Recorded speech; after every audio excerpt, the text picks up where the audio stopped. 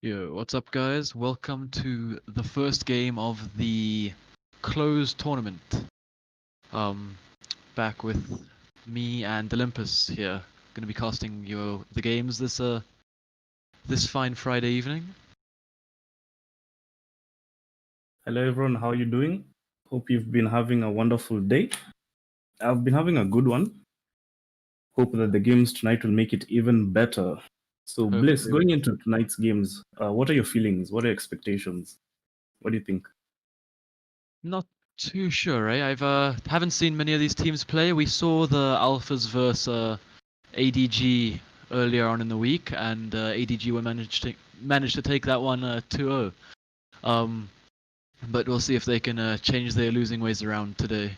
See if they can pick up at least 1 or 2 wins. Yeah, I'm excited as well. I think what's most exciting to me is that we don't really know how these teams play, given that we've only seen the Alphas play once. So yeah, I mean, we're in for surprise. We could see it go a landslide one way. We could see Constantine, you it know that stream can hear be it, a right? really tight competition, go all the way to It overtime, and cannot, that's what I'm because it is looking on forward please to. waiting. I will That not is what because I'm looking watching. forward to. Hopefully it's a Can Why you are stop you being watching? bitch? longer Can you night. stop being We've cheetah? got Oregon You are again. cheetah. First Stop map, it. same as You are- last time. And so we do know Alpha's playstyle over here. They managed to have a back and forth game with ADG on this map before the landslide on Villa. But yeah, we'll see if they can do anything different here and actually get the win against the Bravos. And we'll be getting into the game right now. Here we go. First game of the night. What are your predictions for this one, Olympus? I mean, it's really hard to call it. The last time we saw Oregon, it went 8-7 all the way the 15 rounds. We'll just have to see, I guess. We will indeed.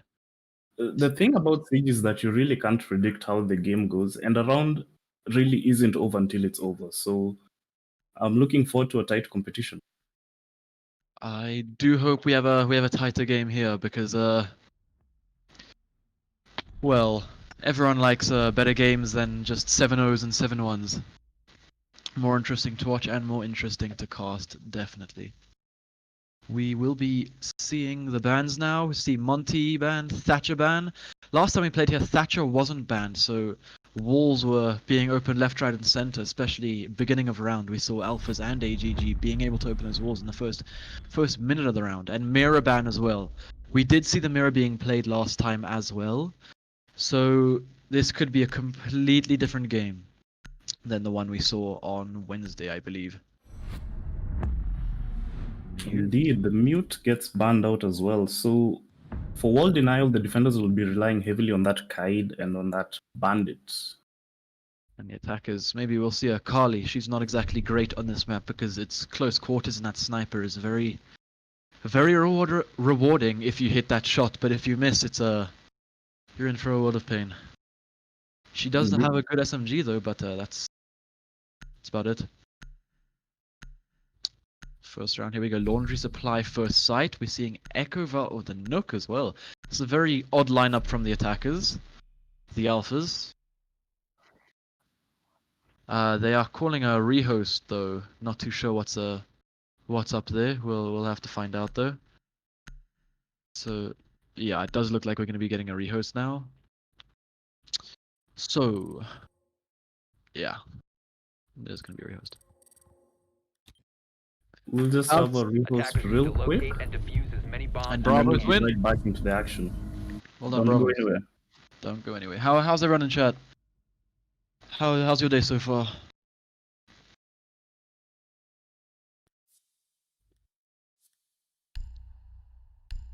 Yeah, still not too sure what went wrong, but we're going to be getting the game up and running now. So the teams played today are the Vanguard Alphas, Vanguard Bravos, and Vanguard Charlies, and then Prevail. Those are the 4 teams competing in this closed tournament today. And if I am not mistaken, the finals will be taking place tomorrow. So we'll see who's going to be in that finals. I hope to see a couple underdogs there. So hopefully we see the Charlies there. That'll be fun. Indeed, I'll just take a moment to remind everyone that it's a closed tournament, which means that we'll only have 4 teams participating and registrations are already closed.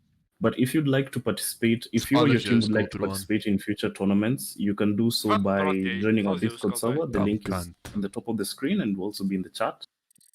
You can sign up as we're currently looking for 5 more teams, or I should say 5 teams participating in an upcoming tournament that is yet to be decided in terms of the date.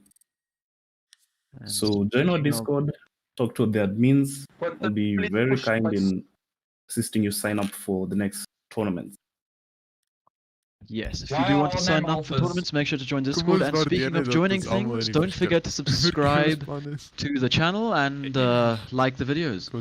Make sure to hit up the social media as well. We are on Instagram, I'm fairly sure. We're on Twitter as well, and as you all know, YouTube. So make sure to like and sub for more, to keep up to date with the streams and videos. Cool. We're going to be getting the game underway now. Alpha's up against Bravo's first game here.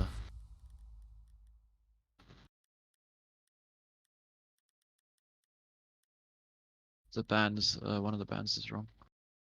You need to get mute banned as well. So the bands were Thatcher, Monty, Mira, and Mute are the bands for this game. Last time we saw the Alphas play, Mira and Thatcher were in play, so it's probably going to be a completely different game than what we saw on Wednesday.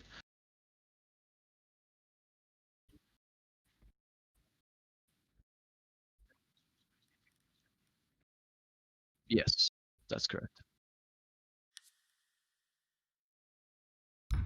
Get as many people watching as you can. Tell your friends, tell your family's family, which is you. Get on the stream and watch. Awesome. Here we go. First game. All right. So it appeared we're going to start in the laundry supply room bomb site. Don't think that's going to change. Oh no, we see kids' dorms now being brought out. Let's see if they'll be able to choose the operators fast enough. Thermite, Hibana, Zof, IQ, and Ying.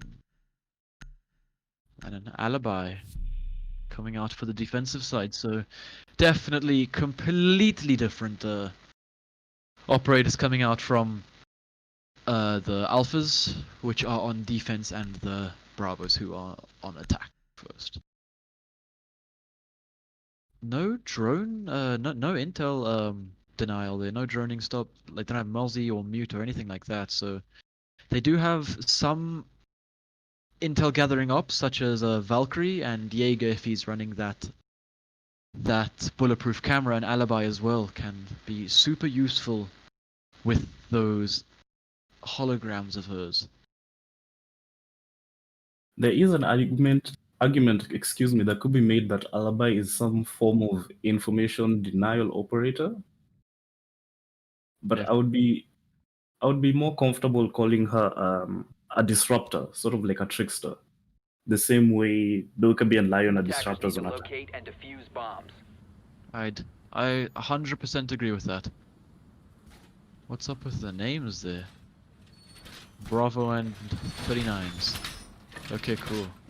Here we get into the game. We got Rickster looking a bit AFK. Regular game wall being reinforced now, and we'll see if VG will, the Alphas, bring out. No, they're not. They're reinforcing the trophy attic walls. Last time we saw them open those walls up when Mira was in play, but she is not, so things are going to be running a lot different than they were before. So there's a lot more information gathering on the Alpha side than we had initially thought, because they have the Valkyrie, of course, with the 3 black eye cameras. The Jaeger, as you mentioned, has the bulletproof camera, that's Arceus, and then Fred will be bringing the bulletproof camera on dock. Deciding to go for the cameras instead of the barbed wire, I think both gadgets more or less serve the same purpose in terms of alerting you where the attackers will be coming from. But I think a bulletproof camera is a bit better at that job, as I think visual information is much better than audio information. I can get behind you on that one, as we see IQ rappel right into that top of the tower, and we see Hibana also just getting in there, and we're going to be seeing Crow probably going to get these bandits from below to try and get this wall open as fast as possible. And it looks like the wall will be getting opened very shortly, as Bandit is playing on that trophy side. He's not going to be bandit tricking, and there it is, the bandits fall, and Ocean can now begin to open up this attic wall. Ionide there playing as the alibi. He's going to be the first line of defense here for the Bravos. Sorry, the Alphas here. And Arceus taking some damage there, getting into a gunfight in the dorm's main hall side. And we can see the alibi now getting droned out, so they know her location now. She falls Good crossfire coming out from the Bravos. And as I say that, Zell also falling. Crow picking up that frag from the Armory side. And 4 versus 2 as we just have back and forth gunfights being tried here. 3 versus 2 as Rixter also picks one up of his own. And the Ying's coming out, forcing that Doc to rotate out of the attic. And he picks the gunfight, and it's Ying to win it out there. 3 versus 1. Teslo has not much HP left, just Slither. Rixter now, all up to him. And he picks up the first. That is the start that you have to find, but that is the Ying. She was on the low HP. 1 versus 2 against Orma and Crow. Rix now just taking damage, taking shots, sorry, from each side, and the plant will be going down now as he tries to rotate into the main hall, and he does. The Nitro coming out. Oh, he messes the Nitro up. And he just falls down right and picks up. It's a 1 versus 1 now. Rixter on for the 4K here. Up against the Maverick of Orma, and he swings and he gets it! Great clutch, great quadra kill from Rixter as Alphas pick up the first round on defense. What a great round from either team. A little bit of a mess up there from the Bravo side. But all in all, great play there from Alphas.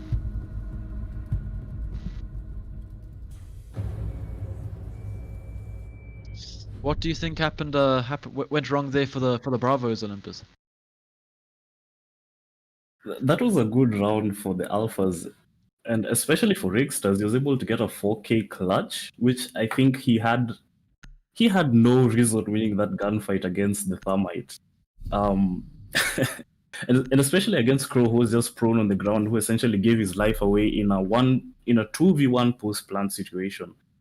So Crow had a great start of the round, running in through the main lobby, up the armory stairs. He was able to get, I think, 2 picks from that trophy master bedroom side and then waltz right into games. Fred was playing the Doc. He picked the Ying at the exact moment the Candela was going off. So he kind of also gave his life away, but it's understandable as he was trying to repel some of the pressure that was coming from the attic side. I think essentially what lost Bravos that round was just not winning the gunfights, unfortunately. That is what happened on that top floor defense, as Alphas now head to the basement defense as laundry supply coming out. Seeing the reinforcements on Freezer. We did see them playing with that will open on a Wamai on that rotation hole last time, but that'll not be happening this time. Last time on this site, we did see a lot of Freezer pushes from the attackers. We see Ionite setting up in that attic position with that deployable shield of his, and we're probably going to be seeing that construction take now as all the attackers spawning the northeast side. Bliss, we could speak for years about how strategy and layers of tactics are an essential part of this game, but at the end of the day, it's a first-person shooter, and that shooter, I will emphasize, means that you have to win your gunfights. It doesn't matter if you're the best smoke thrower in the world. If you miss your gunfights, then it doesn't matter too much. And so I really do, I hope that Bravo able to tighten up, clean up the gunfights, and win this round more convincingly. Now, it seems that the hatch in meeting was left soft. I'm not sure what the thought process there was, but as there's no one playing directly beneath it, maybe it's not such a loss for the Alphas. Maybe not, as the first pick comes out now for... which is going to be Crow falling on that Zofia early. Not a great operator to lose, as she wasn't even able to get any of that utility out, and a Fred on that low HP, but that doesn't matter. Fred can just play aggressive now. He could also just fall back to site, but yeah, like you said, it is in the end about that gunfight, as Fred very well played, outgunning Crow there. And we've seen it before, like, strategy is great, but also gunfights are important. Like, as we saw Rogue defeat BDS, and BDS is arguably one of the best teams with that raw manpower, but Rogue managed to win that 7-2, I believe, all because of outstratting and just outplaying them overall. So, although gunfights are a big thing, as we see the IQ losing hers into a 3-on-5, you can't be losing that, especially to that smoke. IQ. Yeah, please. I was just about to say how Zell was playing in a very dangerous situation, and he does get punished for it as he's put down to about 30 HP. But the fact that he's a smoke, playing behind that pillar means that he'll continue to influence the round with his gas canisters. Now Fred does go down, Bomb diffuser has been dropped. won't be able to pick himself up, but Ionite gets a kill onto Ocean. It appears that Rickster will be going for revive. This could be very dangerous if there's an attacker from the Bravos on the main stairs. And it seems that Orenmir's the buck is already inside. Takes a couple of shots at the castle. Fred goes down eventually. But it's a 2v4. They need to find 4 more, and 1 more goes down. And then another beautiful triple kill from Orenmir, and it's just a 2v2. The C4 comes out. Will it get him? Indeed it does. And Alphas take the round as Alzius gets the last kill onto Tesla. The attackers almost swinging it back with Arima's great fragging power on that buck. A good shot from Aussies as well. But yeah, that buck almost was able to swing the round on its head there, but in the end it was the Alphas who were able to regain that that little bit of mentality and get down, making it 2-0 now. And as we head into Meeting Kitchen, we get onto the shaky sites that we saw the Alphas VG up against ADG just absolutely throw these rounds away completely. They just, for one of the rounds, sorry, they were like none of them were on the site. They just gave the site up completely, and the next one they just had too many roamers, nothing on the site yet again. They just weren't able to adapt to what was happening there. But let's see if they can change anything here. Attackers need to locate and defuse bombs.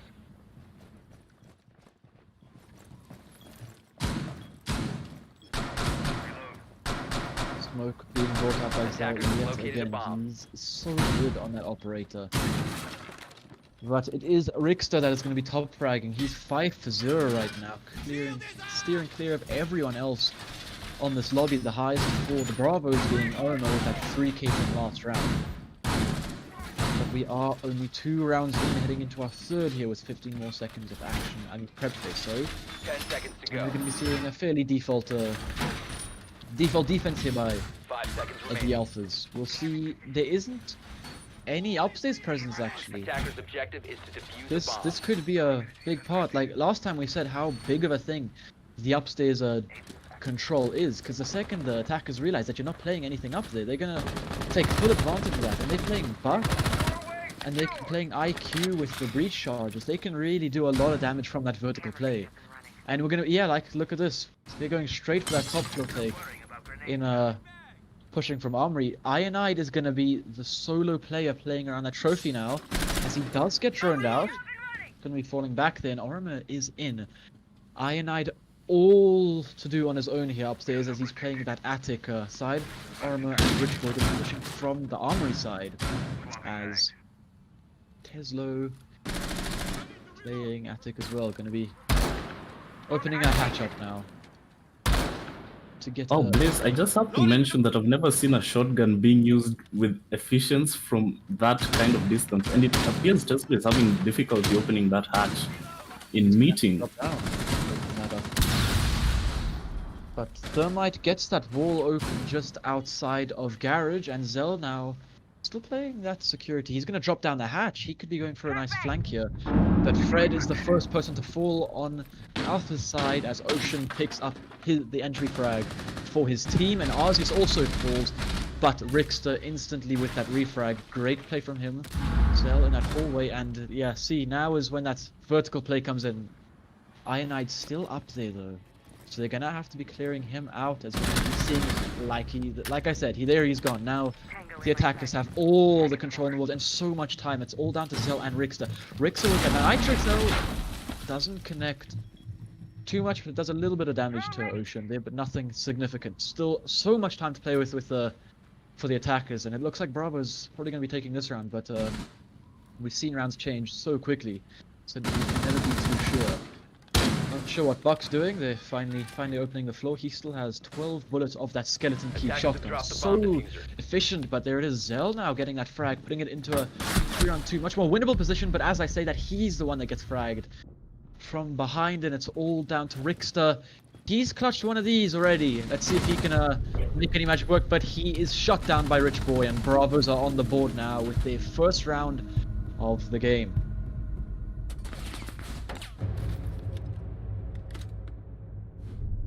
Yeah, there just wasn't enough vertical there from Alphas there. What do you think, Olympus? Just Yeah, I think you're absolutely right. Ironide was playing Wamai, but he was playing alone. So if he would have died, there would have been no means of him being refragged. And that aside, there wasn't a setup upstairs in terms of any form of utility. There was only Ironide alone. So the attackers had a fairly easy time getting control of that kids' dorms area. And I feel like we didn't see a lot of vertical play being influential in terms of getting frags or anything, but just the fact that there are attackers above you makes you very skittish as a defender.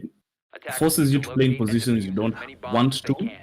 and eventually you're going to get killed, and I think that's what we saw happen. that is indeed what we saw happen as we go up to the top floor site yet again, seeing a pretty similar defense from the Alphas as we did to the first round, except that Maestro being brought out instead of the Alibi, and the Doc instead of, the Wamai, sorry, instead of the Doc. But yeah, last time, last round, just no denial, like drone denial as well, so they were just free to drone out Ironide on that playing alone top floor, so it wasn't great planning from the Alphas there.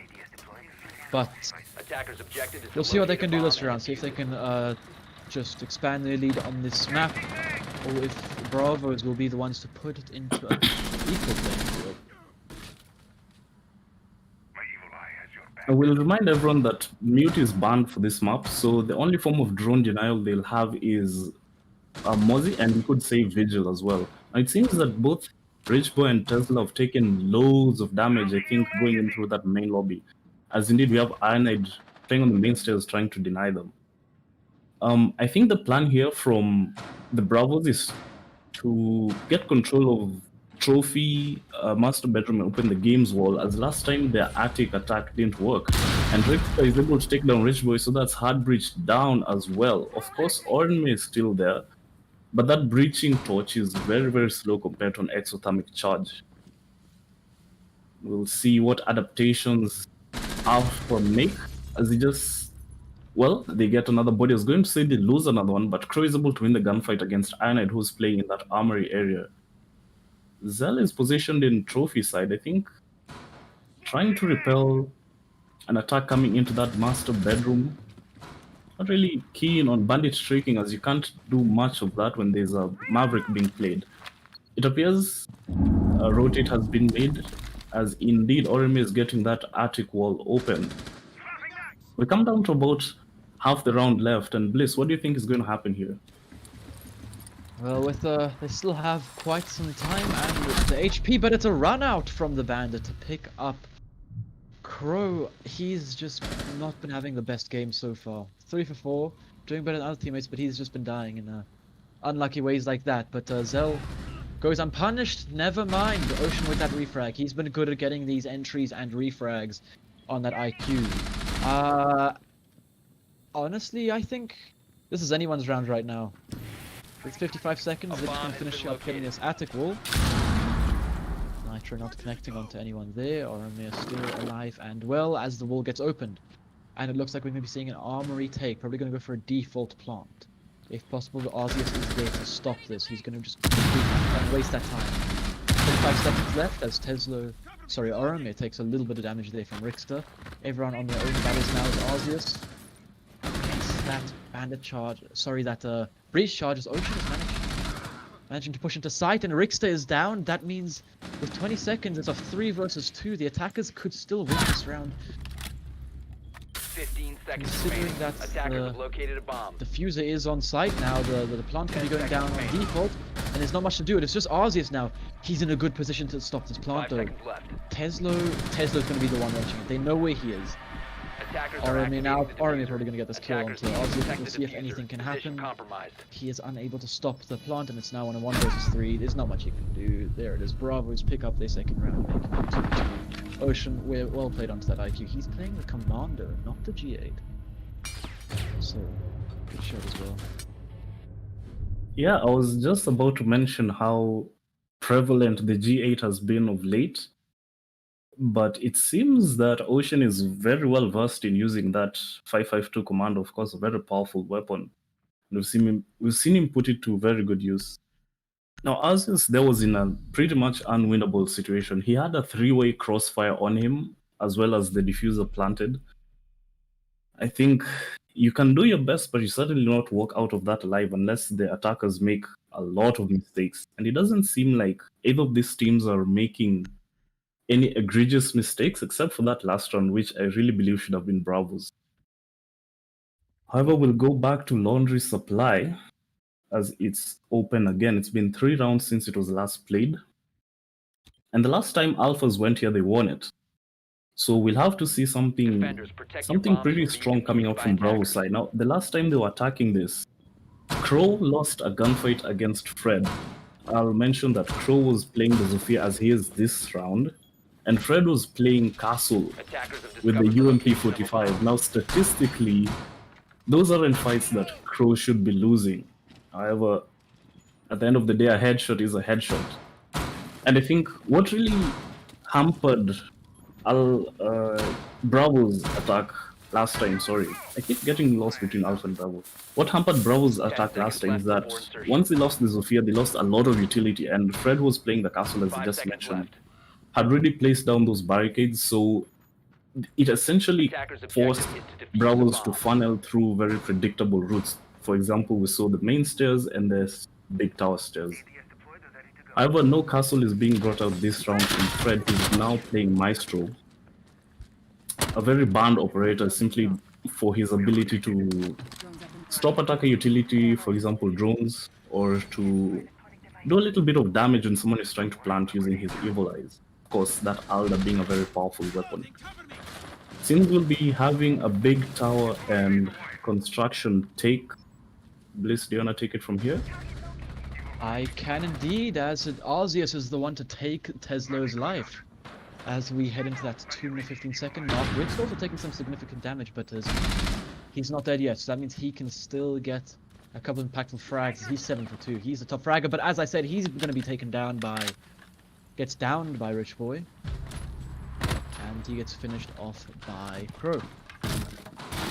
Good coordination there, finishing off that Valkyrie. And she would have called to her teammates that there's two or three playing backside. But they all shift onto that south side of the map, as they could be going for the freezer, but Rich Boy just captures inside of meeting, forcing Arceus to play a little bit more passively. He's not going to be able to peek, and Zell is still on these main stairs. If he went for a flank, he could get 2 easy picks right now. No one's watching the back, and he is going to be pushing out. We're pushing that classroom side. Oromir is completely oblivious. I do not believe there is a flank drone either, as Ocean now heading back to that north side of the map, probably going to be going down that main stairs. And Ionide, Arceus picks up Crow, sorry. Ionide still playing inside that freezer. He's just going to be contesting that hallway. And we see that backstairs, doing some significant damage to Fred, and Fred is the one who went full, but Ionide picking up Oromir. We're in a 3 versus 2, and Fred is going to be picked up by Zell. It will be a 4 versus 2 now, and Ocean falls. It's all down to a Rich Boy in a 1 versus 4 with 45 seconds left. It's doable, but not likely. Zell cleans it up. 3-2 scoreline.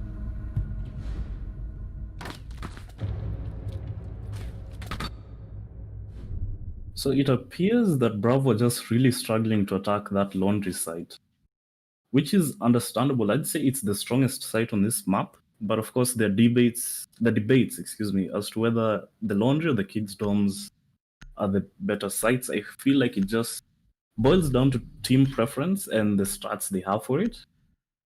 What do you think? I would agree on that. It is preference. Top floor is in my opinion, my more favored site. I tend to go to that site in ranked and just comp games, whatever. But that downstairs, if you have the right strats, can be a really hellish sight to play for the attackers. It's as we just got showed there by the alphas that it is a very good sight if played properly, and Bravos just got shut down completely. I thought that maybe they could take it as it was 2 versus 3, Attackers but need to when locate Tex and got defuse bombs. picked up, or Fred, sorry, got picked up by Zell on the dock, it wasn't looking great for the Bravos as we head right back upstairs. 3-2. Right now the score is as Alpha's lead. It's going to be the last round, sorry, of this first half of our first game tonight. Between Bravos and Alphas. So Alphas have won this site once and lost it once the last 2 times they've come here. And I'll remind everyone that the first time they won it 5 was seconds left. mainly because of Rickster with that amazing 4K clutch. And I've said it before and I'll say it again, you can't keep relying on your star player to make plays like that happen, because in a sense, they're statistical oddities in that they're...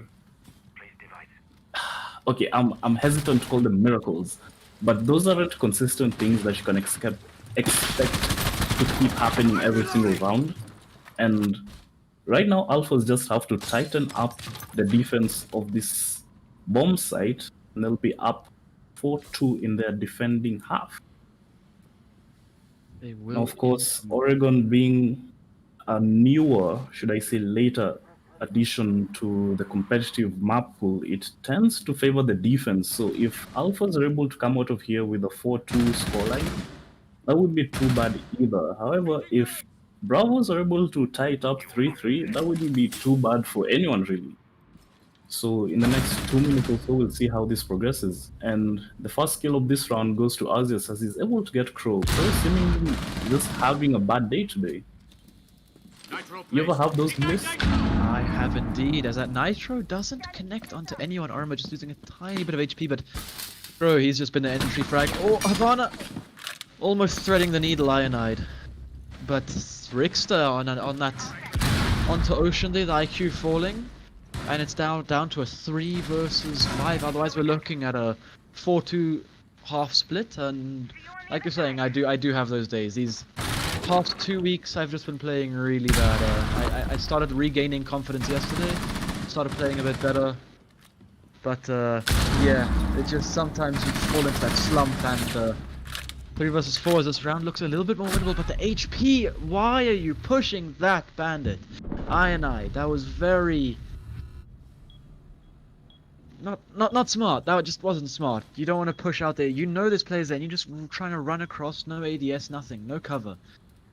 And free kill for Orma, but he is traded out, and the Legion Mine hits Tesla on the mainstays. 50 seconds left. Zell now going to be the one to be watching these mainstays, as Fred's still on these drones. These drones are just going to be feeding him so much intel. And Rickster getting down as a 2 versus 2.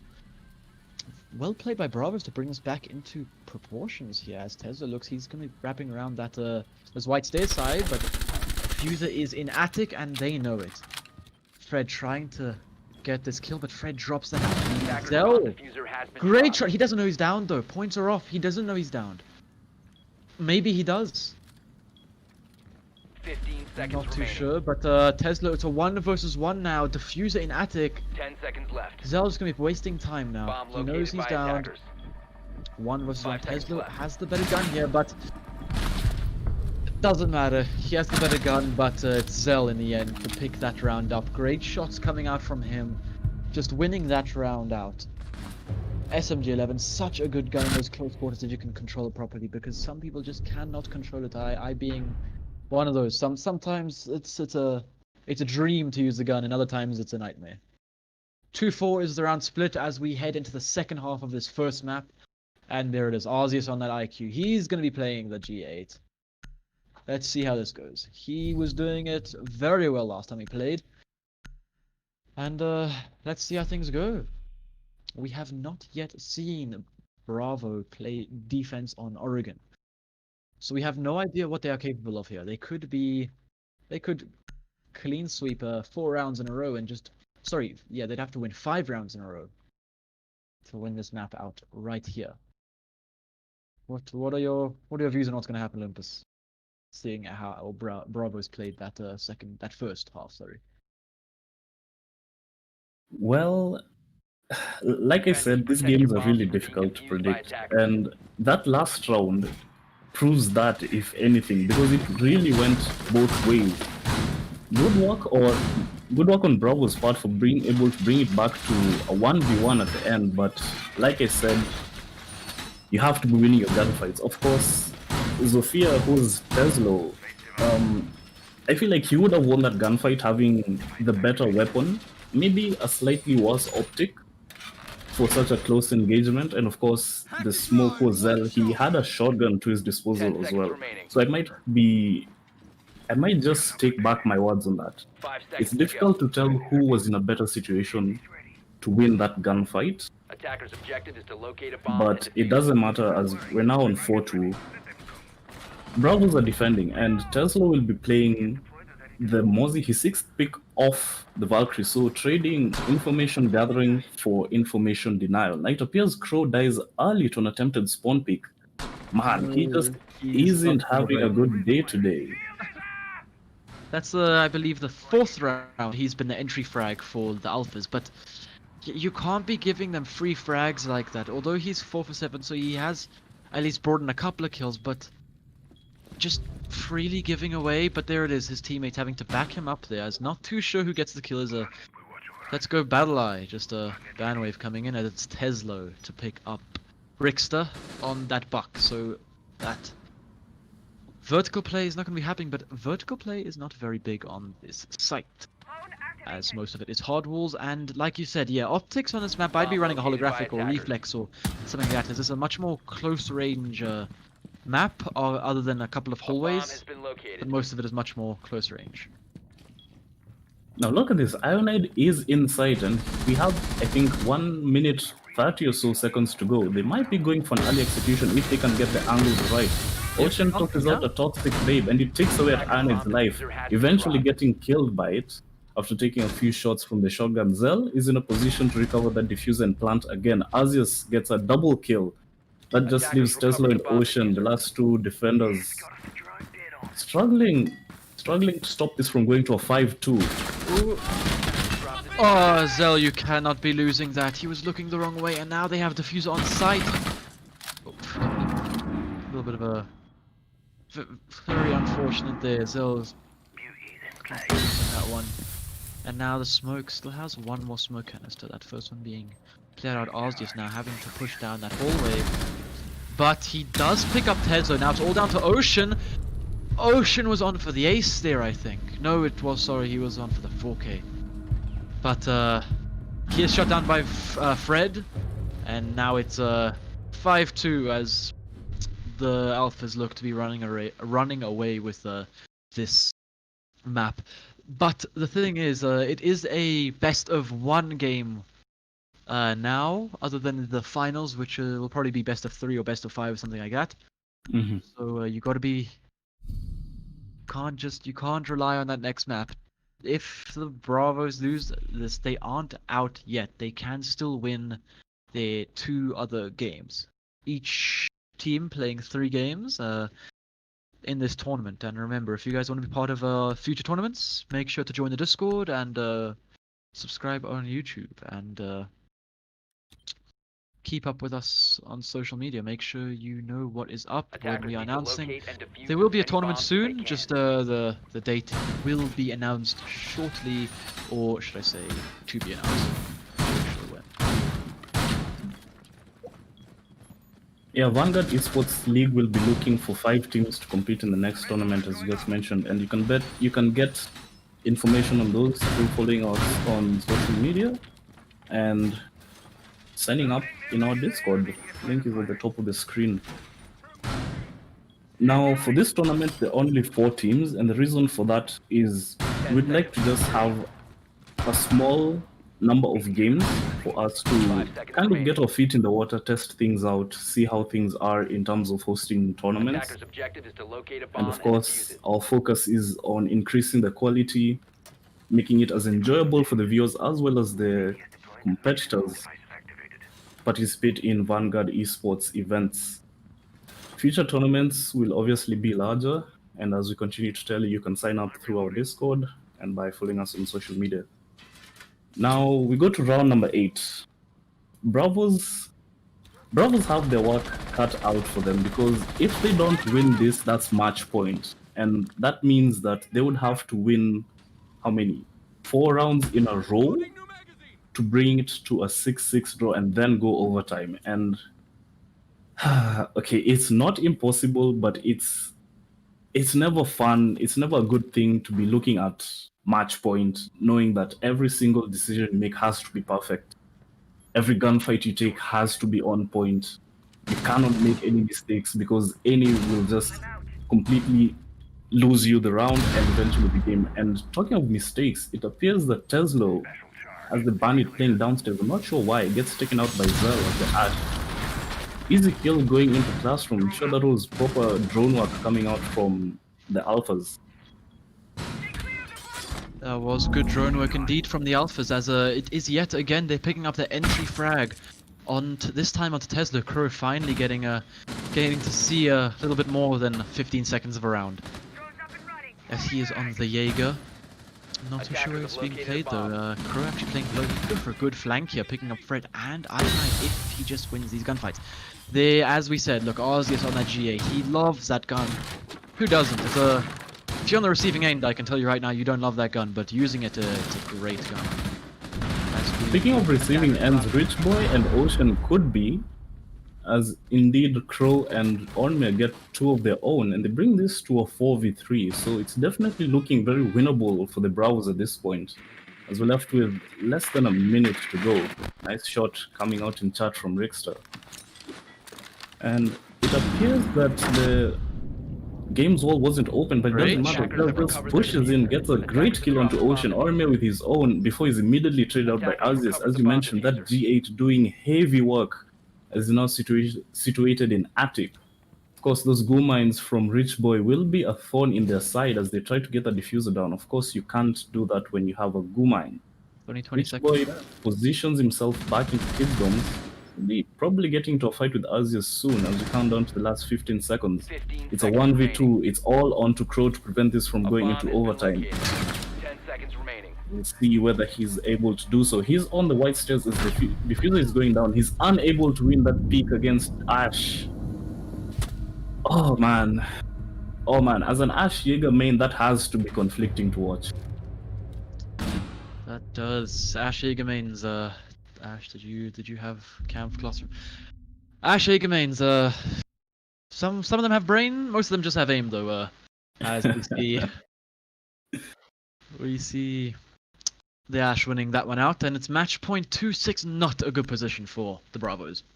They're gonna have to be doing a lot of clawing back, but their hopes fade away, but they are not out of the game yet. Still, they have a lot of work to put in, but they are still in this game. We'll see how it goes this round from them. Warden being brought out, he is confirmed. No 6th pick. We're going to be seeing Warden. I'm not too sure why. None of these operators can run smokes, but flashes are able. Maybe. Defenders, protect your bombs from being I defused feel by like attackers. and it's gonna be Ornmere on the Warden. He's gonna be probably just he didn't like getting flashed last time by Zell on the Ash. Speaking of Zell, he's having a good game. 11 for 5 right now. He's been fragging on his mind. Last time we saw Ironite and Arceus top frag, but this time it's a lot different. We see Zell playing that entry fragging role on that Ash, but he has diffuser. Not sure if that's a great idea for the attackers to put it on, but then again, it's their call. 6-2. 10 seconds left. I'm just a little bit... what's the word I'm looking for? I wouldn't say shocked. Attackers' objective is to locate a I'm bomb just a and little defuse bit it. confused as to why Orime is running Warden, as the Ying hasn't been played except for 1 round, so I'm not sure what the thought process was in bringing the Warden. It definitely couldn't be for his gun. I'm sure there are defenders with better weapons than the MPX. It can be a bit of a pea Attackers drop the shooter, diffuser. so I think you have to go for the heads. Of course, at this level of play, you only expect your opponents to be aiming for the head anyway, and I think That's kind of a Attackers problem recovered the in terms diffuser. of balancing the armor ratings of operators, because Attackers have located a initially when bomb. this game was being developed, I think, of course I don't work for Attackers' bomb Ubisoft, I diffuser think has been dropped. they thought that Attackers headshots recovered wouldn't the be bomb that big of a diffuser. deal, and thus 3 armors would be very, very influential. But of course, we've seen as the meta has progressed over the years, headshots reign king. Now, Rich Boy will be playing. Ooh, Ooh, a good stop from him. Almost Rich Boy- picking up that Maverick there. sorry, I was going to say Rich Boy will be playing Maestro, and he placed one Evil Eye right onto that game's wall that's getting open. I think it will get grenaded out, if not destroyed by Zell's breaching. Beautiful shot from Ironite. He gets Rich Boy, so never mind. The Evil Eyes will not be in play this round, except for Intel. Now the game's wall gets open very early on. I like what's coming out from the Bravos. Sorry, the Alphas. Man, I keep getting them confused. And there you have it. Those are one of the rare moments where you see Warden's utility actually being in use. And it appears Ironite will be going for a plant. No C4 being denied from below or from kids' dorms. Attackers Appears it will be activated the successful. Indeed, it is. 45 seconds left for the Bravos to make some magic happen. It starts with Ocean. He gets a kill onto Rickstar. The Toxic Babes will get Ironide, and it's a 4v2. This is definitely winnable if they don't throw themselves at Alphas. The Bandwave is coming out, Defenders as have well as the broken out. shotgun. Ocean gets Fred. It's just a 1v1 now. Zell versus Tesla. Who will win? Last time it was Zell who won the gunfight against Tesla. He's a bit locked out of sight as barricades were put in by his teammates. They work against him. Alphas take this. This map 7-2. That is it. 7-2 is the Alphas pick are the first victors of our games today. Much better than what we saw last time from them. This is their first win on this map that we've seen so far. Much more convincing and much more dominant performance. Well played by them. Bravos, you've got to give props to them. They did win that one round. They did lose that one round, sorry. Which was purely on Rickster. 1 versus 3. Can't be losing that, but we'll have to see what happens next game. Thanks, thank you for the game, guys. Wow, Zell GG. putting on one hell of a performance, going GG's, 14 man. frags. Absolutely breathtaking, I should say, because they don't have any words really. Very well played by him. Just fragging out on those operators. On that Ash we saw. He was so influential that game.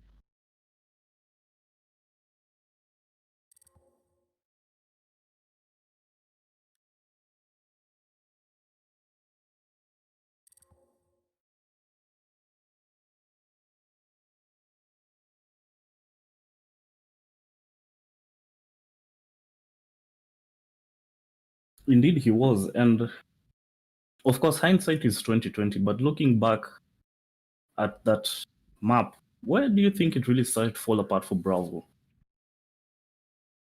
I feel like it was just gunfights and feeding the attackers just free kill. Well, the alphas just free kills because you saw Crow fall so early so many times, and it was always the entry frags coming out from the alphas, which ended up just feeding them that win. Because you never want to go into a round 4 versus 5, and we saw so many rounds where it was 4 versus 5 from the alphas. It was just so good for them having that one-man advantage almost every round. I think it was like 2 of them that they were the ones that got fragged though.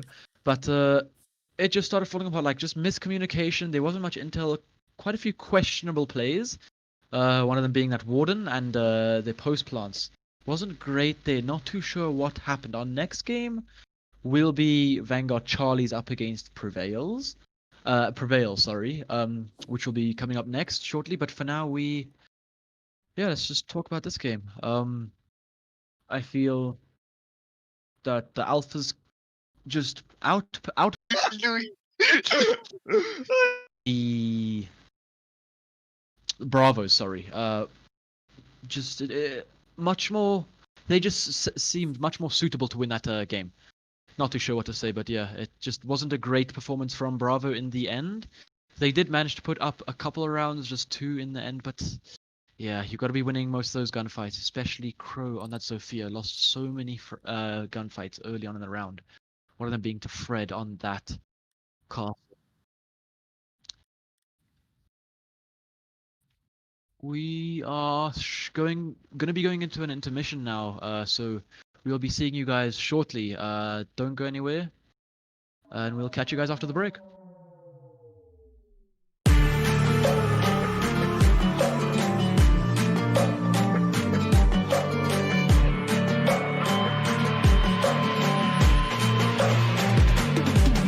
If we are one grain of sand in the middle of the ocean, can you try to understand how a touch can cause explosions? Rise up. I'm too great to be landed. Rise up. We're too great to be standing. They never gonna stop us, fly at 'em like choppers, better cook those risks, cold blood in my fists, we fire starters, one out of a million will reach those heights, all the credit feeling that I won't deny, not what, never could toss, look in my eyes, I'm on the rocks, rise.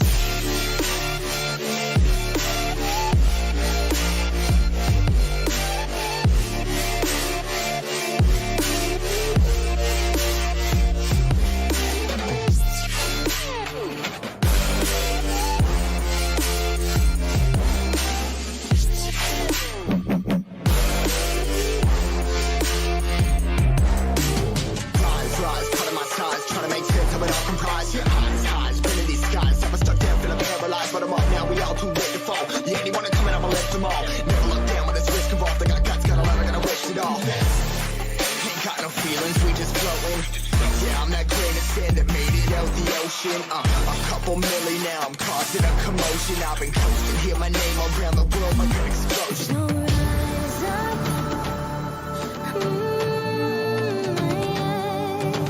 Rise up.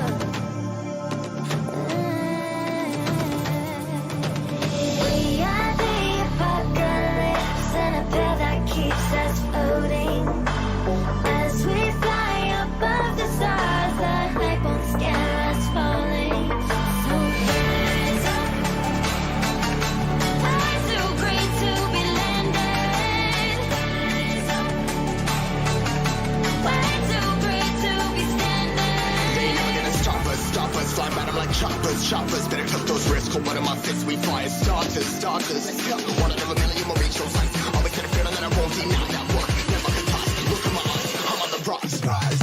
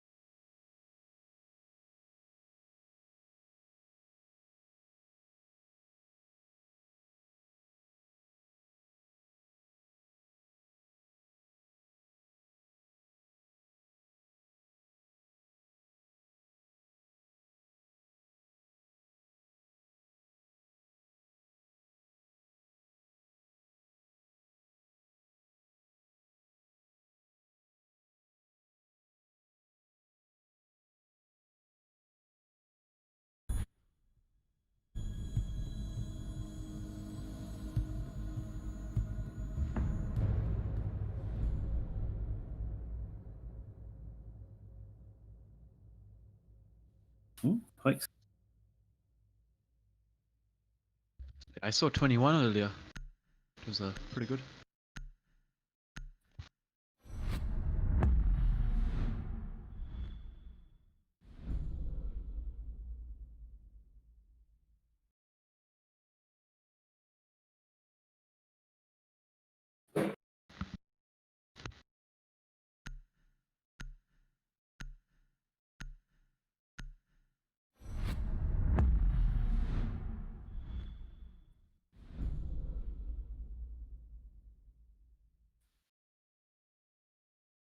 Okay, cool.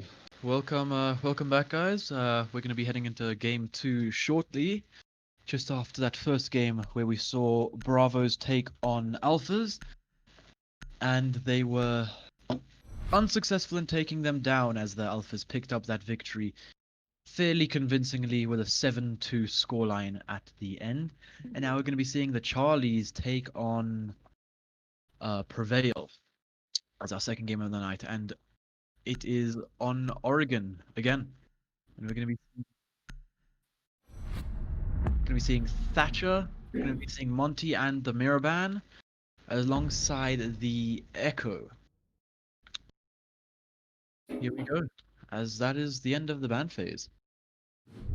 Good luck's come out from both teams, and we've got Vanguard Charlie up against Prevail.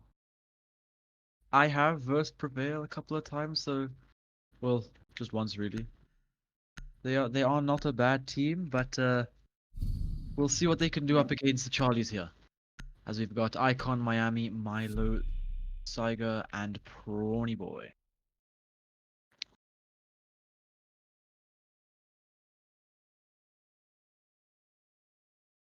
Nothing stands out too much from those bans. In fact, they're pretty much the same ones from the last I won't say map, but it was the exact same map. The last game, the last match, Defenders protect your except for bombs from being Mute, defused by who attackers. this time has been swapped out and Echo is banned. So we won't be seeing any of those Echo drones, those yokais denying the plant in the dying seconds of the round. Instead, what we'll be seeing is a Mute, Castle, Smoke, Jaeger, and Doc. On the side of Prevail, we have Merlin, Root Dog, Moss, Alios, and Da Vinci bring 2 hard breachers in the name of Maverick and Thermite.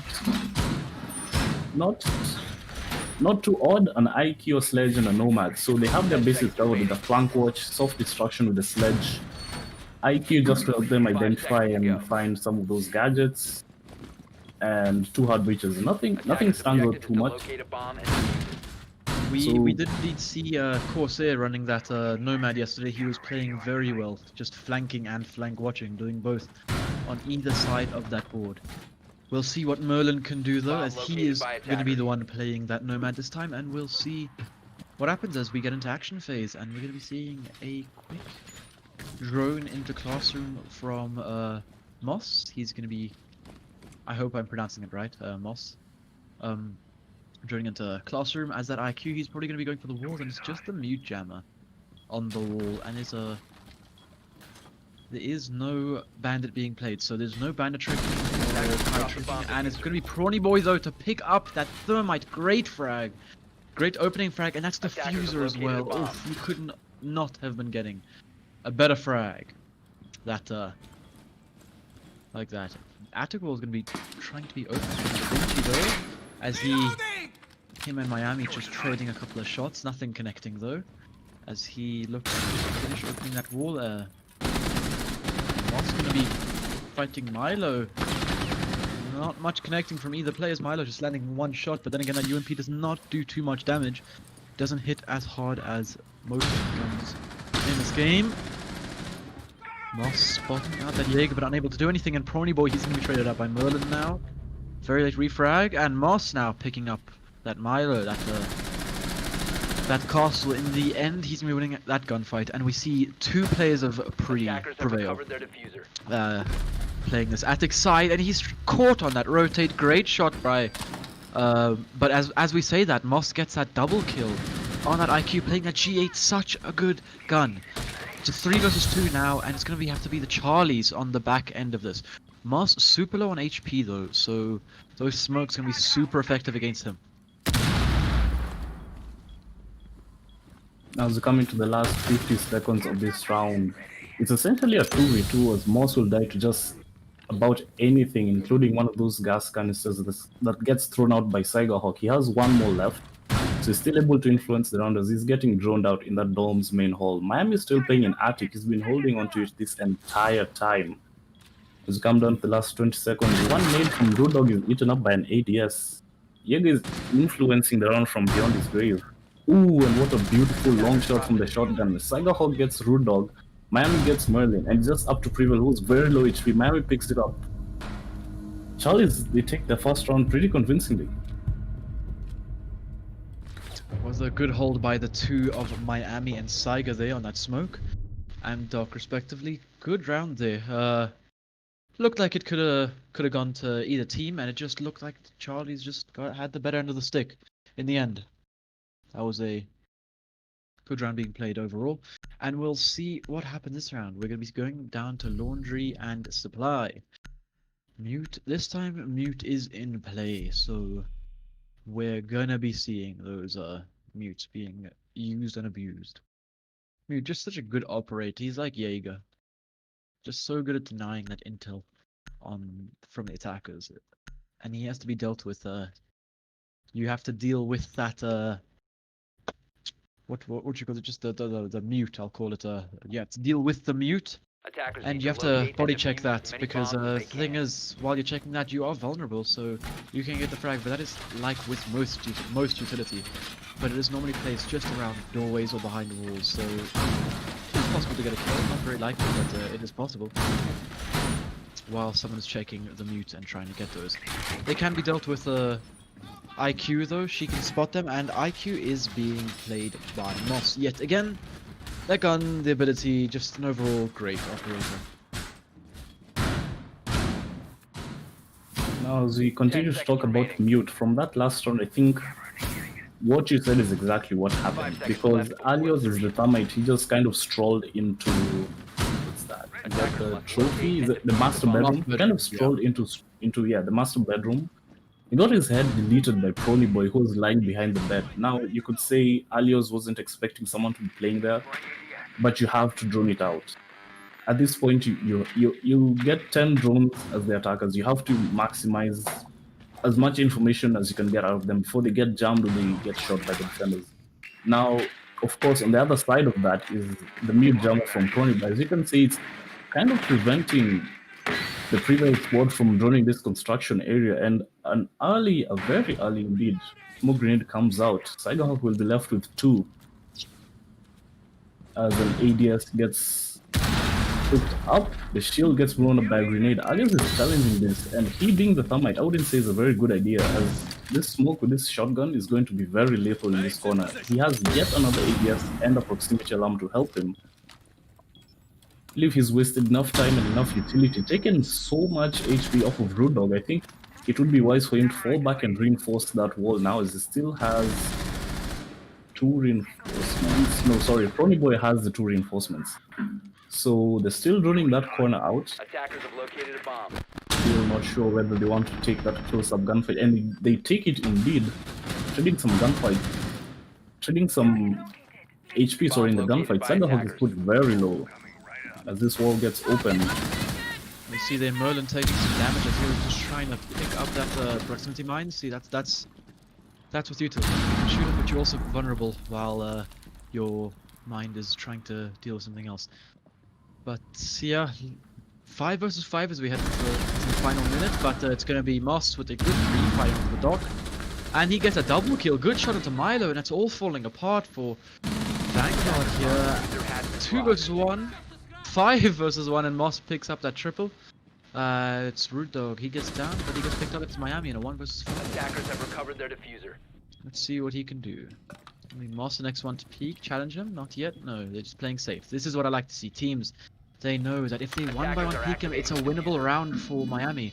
But if they just don't give him any opportunities like they are doing right now, and it's just gonna be Moss swinging around, getting that quadra kill for himself on the IQ. That right there, folks, is why people bring the G8. 51 bullets of pure terror. Yeah, and you saw him unleash that as he just walked down the big tower stairs. He had a beautiful pre-fire, as you called it exactly, onto Icon, who's playing the dock. Kind of hiding in a rat spot, hoping not to get droned out, but they knew all too well where everyone was. They just came in, gunned everyone down, held the angles, as you said. Instead of giving him 5 individual 1v1s, they just held it down once they had that diffuser planted. And at that point, it was a round for Prevail through and through. Now, Charlies will be attempting to defend the laundry again. So let's see if maybe they can tighten up and hold the fort a bit stronger. Attackers need to locate and defuse bombs. We saw how think- well the defenders were able to hold downstairs in the previous games. It's just such a good sight if used correctly, but it just looked like the Charlies just didn't know what to do there as it all came crumbling down in the 1-on-5. It was all put down onto Miami, but he was unable to do it. He is top fragging though, 4 for 1. Good showing from him so far as we head into round 3. Downstairs yet again. Yeah, sorry, I was going to say that I think that Charlies really had that last round, and it really came down to Moss just being able to 10 have seconds great left. situational awareness, great game sense to know where every single player, or 5 seconds I should say, to know each angle to check, right? So he knew the dock was there, and he Attackers are moving just out to pre-fired locate a him bomb into and defuse oblivion. And if it were not for that, I believe that the Charlies would have held that round pretty well. So they'll be attempting it again. See whether Cyberhawk is able to hold onto that construction side, that little 90 areas. It gets drawn out by Alios. Now they're holding it the very same way as they were holding it last time. So 2 ADSs, deployable shield. Last time there was a proximity alarm as well. It doesn't seem like there'll be one this time. The flashes get thrown out to ban that ADS. The first one goes and he gets flashed completely. Not able to see anything. If they knew that, they would have pushed him, but the buffer stopped him for a while. And there we go. The ADS not able to net that second grenade as it takes down that shield. I think that's a bit of poor positioning, because if that ADS was positioned a little bit further to the right, it surely should have stopped that grenade. Will be another construction take. Miami takes a lot of damage, but his dock is able to revive, or rather, yeah, he's able to revive himself, but not just yet. He's able to boost himself up. However, Cyberhawk goes down. That's, I think, 2 smoke grenades that had been used, but to no effect, as the attackers are all on full HP except for Merlin with that located by AK-74. Really, really powerful weapon. However, he is on 25 HP. And Da Vinci goes down as the Maverick. I think that's from Attic. No, it's from Meeting. Icon is able to get another one. And there goes Moss, the top fragger. So this should be a fairly even fight. If you want to take it from here, Bliss. All of a sudden we see Prevail take the... Oh, sorry, should I say Charlie's take the lead on this round in HP. And Icon, he's going to be picked up by Alloys there. As Prevail Attackers look to have move on the located side. They still have bombs. so much time to play with. They don't have to rush this at all. They can drone and play slow. But Rude Dog, he's just rushing straight out the supply room. Miami, he is aware of his position, but he's shut down by Morgan. The double and Prawny Boy now. He has the diffuser, but he is taken down there. Rude Dog cleaning it up there. Very shaky there, almost throwing that round a little bit, but it in the end did go the way of Prevail. 2-1 now as they pick up the lead, an early lead on Oregon yet again. What do you think went wrong for Charlie's that round? Well, I think the rotate back to site was cut off because Icon and Pronyboy were upstairs in Meeting and they got 2 very impactful frags. But I think they were just caught out by that flank watch of Merlin. And of course, Alio's doing heavy work as a Thermite. He's able to frag and he's able to plant as well. Seemingly an all well-rounded operator except for that first round where he died. Needlessly, I should say. Now, I have seen Charlie's playing Defenders, before, protect your bombs from and a being couple of the defused by attackers. standout players are Icon, Milo, or is it Milo? I'm not sure, and Miami. Those are the standout players who you should really be watching out for from their squad, and they play exceptionally well. They have great gun skill individually. I think they meld very well together as a team. Maybe not having the best of rounds course, the scoreline is only 2-1 and we're in round 4. So they still have a I should say, they still have a lot of chances to bring this back. Win this 10 seconds win this left before defense round, as they did win Kids Domes the last time they were here. 5 seconds left before And I insertion. guess, well, Prevail proved me wrong. Let's see what fire you're bringing. And it seems Moss is really on fire. He's currently 6-2. Da Vinci is yet to find the scoreboard, as well as Milo. So maybe they should pull up the socks a little bit. But of course, playing support operators. Wow, Marlon, you learn something new every day. I didn't know it was possible you to get into that balcony without rappelling. Okay. There's a place you can do that on Villa, I believe. If you spawn by Bomb main located road, by you can attackers. just run up onto that little, like the little shack, and then you just run up onto that balcony that leads into trophy just by landing. Wow. Well, Moss gets the mute jammer, so surely the wall in games should be getting open without much of a contest, except for Prony Boy, who's really taking this gunfight. I don't think he should be, as the attackers have ACOGs and definitely more powerful weapons than he does. Milo takes significant damage. I think it was from the breaches that got that window in games open, and now surely Milo is going to die to this exothermic or the crossfire. He's somehow able to get away with his life, but he is very trapped right now. Icon is coming, as well as Miami, to hold cross angles to kind of assist him. That But should we'll have been a see free kill what for about Moss there on that castle. Not sure what happens there. Maybe he was just looking away for a second, but Milo has to be aware that he's pinned down and he's going to be peeking into Moss, who has the better guns, and it's a 3 versus 5, basically a 2 versus 5 as Milo is just in such a terrible position as they begin to open up the Armory corridor across the barricade. And Prevail look to take another round on the board. But Milo, A bomb has been he can stop located. this plant. He isn't drone. But there it is, he's finally taken down by Alloys. 2 versus 5 down to Icon and Miami. They can frag, but it's now down to Icon. It's a 1 versus 5. He picks up Da Vinci, prevents a flawless round from happening.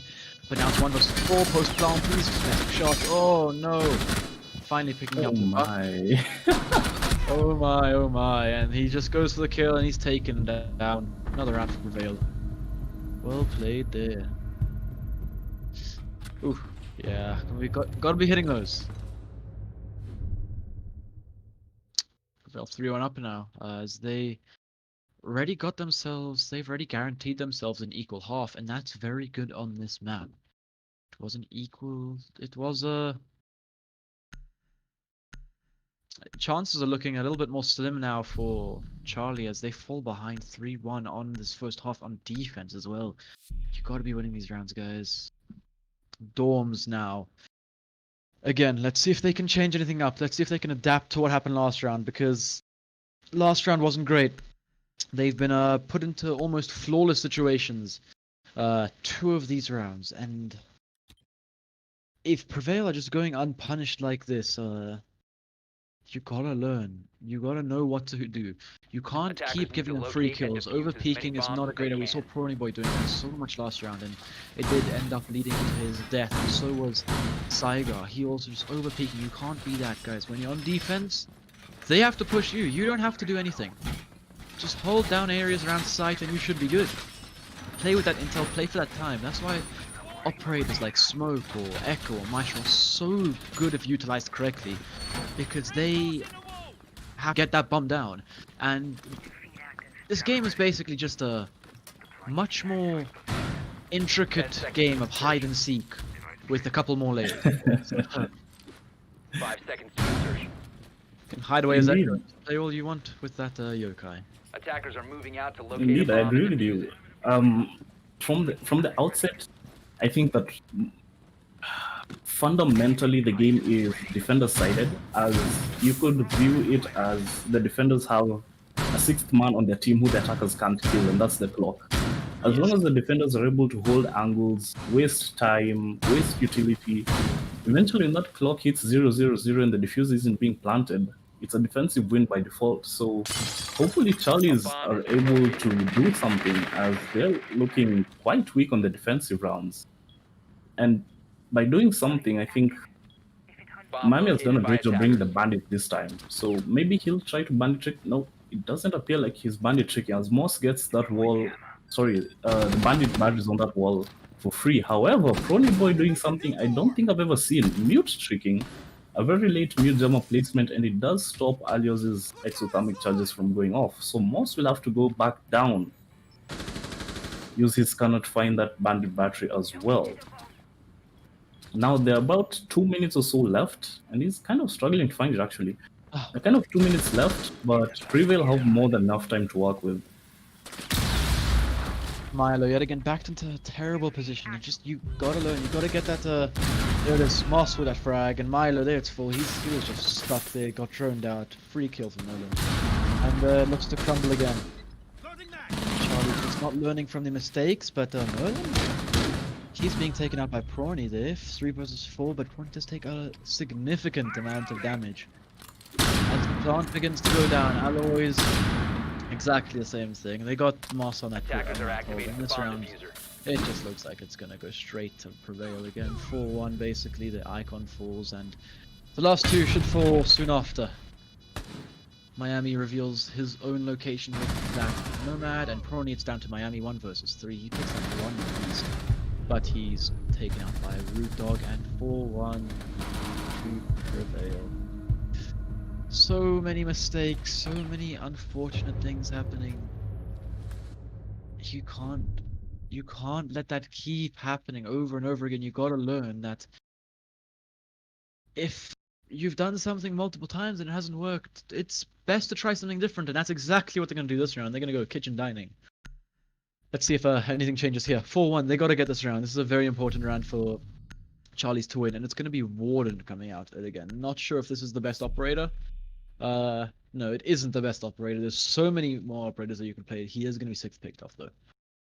Play a Tachanka. He's much better. Definitely arguable. It's just Warden. It's Warden swapping to Warden. We got pranked, bamboozled, and quite possibly backstabbed. Very tactical 6th pick, switching from the Warden to the Defenders, Warden. protect your bombs from being defused by attackers. Yes, this floor is made of floor. Well, On this downstairs site, Milo looks to be AFK. There it is. Attackers have He's located a back. bomb. well, speaking of floors, Charlie will have to defend this first floor as well as the second floor if they don't want to get any pressure from above. But we saw in the last game where the attackers, okay, we've seen in previous games where the attackers completely ignored the top floor and just bomb rushed small tower, bullied their way into that dining area and made a very quick plant. So we'll see that happens, but I don't think that that's going to be the case, as Saiga has put his bandit batteries on that small tower wall, as well as this rotates open on the floor, should prevent the attackers of Prevail from just having free access into that room. However, Prevail, living up to their name, as Moss is currently on 8 kills, doing the heavy lifting, as well as Merlin on that support role. Not bad. Milo yet to find a scoreboard as well. Maybe the answer is Warden. Maybe he's everyone's answer. Maybe, we'll see. Still 2 reinforcements yet to be put down, and yes, we have seen so many mistakes happening from different teams, such as the Alphas and the Bravos, just on this site, just unable to hold down top floor correctly, and Miami actually been playing inside of that small tower room at the back. But look at that, look at the attackers, they've just gotten full control of the dorms area. Yet again, just Nitro coming out doing almost the same amount of damage to Milo as it did to Da Vinci. Yeah. Not good, look at this. Still 2 minutes on the clock and the attackers are swarming upstairs. This is where IQ can just come into work. She has the breach charges. Sophia as well, and I'm not going to sugarcoat it. This is not looking good for Vanguard already. Saiga, the only one playing in that dining area. And Miami still playing that tower. I'm not sure if they are aware of him. IQ can get rid of him pretty easily. As Alloys though, he's gonna be pushing that area. Miami maybe, if he can pick up Alloys here, it would be a great frag. But Zofia, I think, is aware of his position. The drone comes out, they know that there's a vigil here, and he's been spotted. he's dead here, but he picks up alloys though. Attackers recovered the bomb Not sure what diffuser. happened there. He's finally taken out, but probably some miscommunication there. Alloy is not going to be happy with that one. As the thermite falls, it is a good influential frag on that round. Well, on this round, sorry. As Ponyboy takes more damage. A bit more successful this time as Moss takes a lot of damage, and Merlin gets the frag onto Saiga. Not before taking a lot of damage himself, and he can be pushing on into Scythe now. Just trading a couple bullets. He should be very careful. Da Vinci picks up one, Milo falls, and there it is again, just crumbling on top of Vanguard. It's just Icon, he falls. Almost flawless there. Yeah. Just a full collapse. Full collapse onto Vanguard. Good shot from the dog, but there it is, 5-1 half.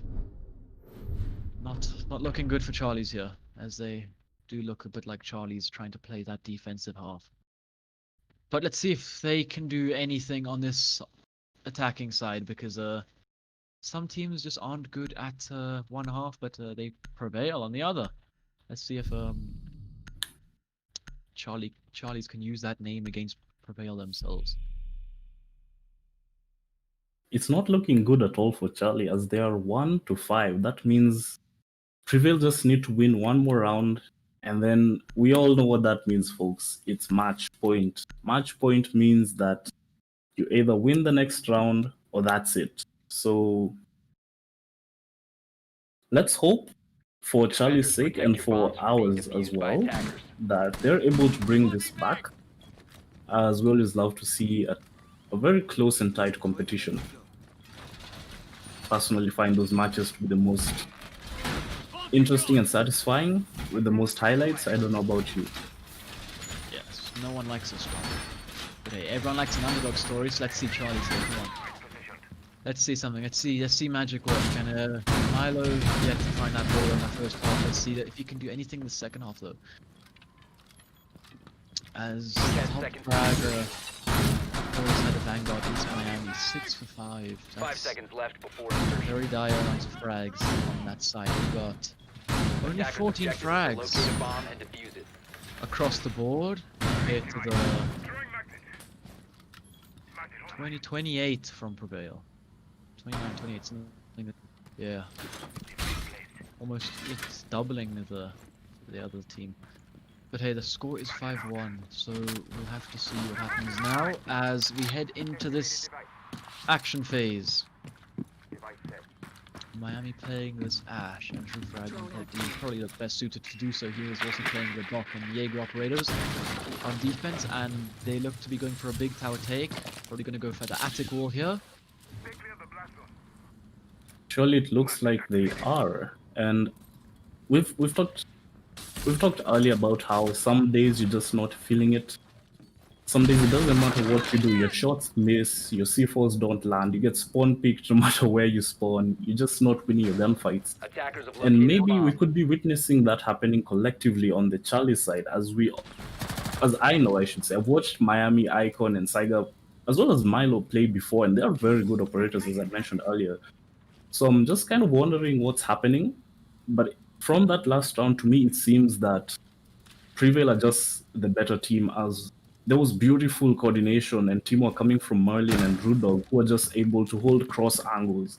As soon as Miami, who was the vigil, got one kill, he got shut down immediately from 2 different angles. He had no chance of running away from that small tower. So it seems that Prevail are a little bit better coordinated. Maybe they have better drone work or comms, I don't know.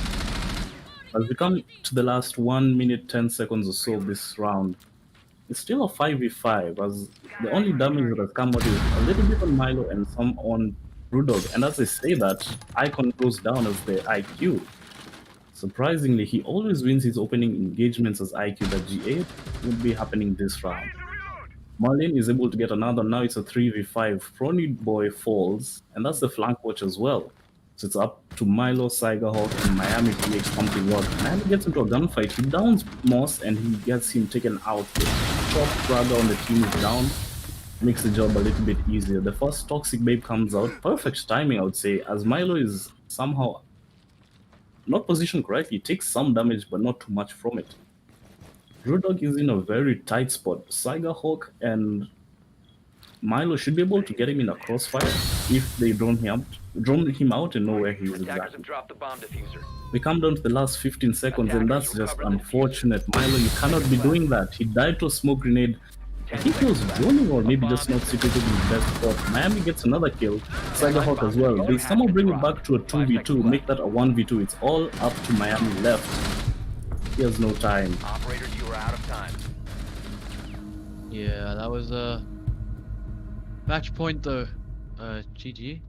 No, not yet. Not yet, Alloys. Don't be preemptive on that GG. That can come back to bite you pretty bad. But yeah, we've seen, like you said, that communication and teamwork coming out very big, very effective on the side of Prevail. As we see, I saw Moss and Alloys and Merlin and Rude Dog playing super well together as duos there, and Da Vinci just playing on his own normally. Alloys and Moss just always getting that plant down and that cover from Moss, just so good. Getting, I think every single plant that they tried was successful. Was very well played by them, and Rude Dog and Merlin, just such a good tag team as well.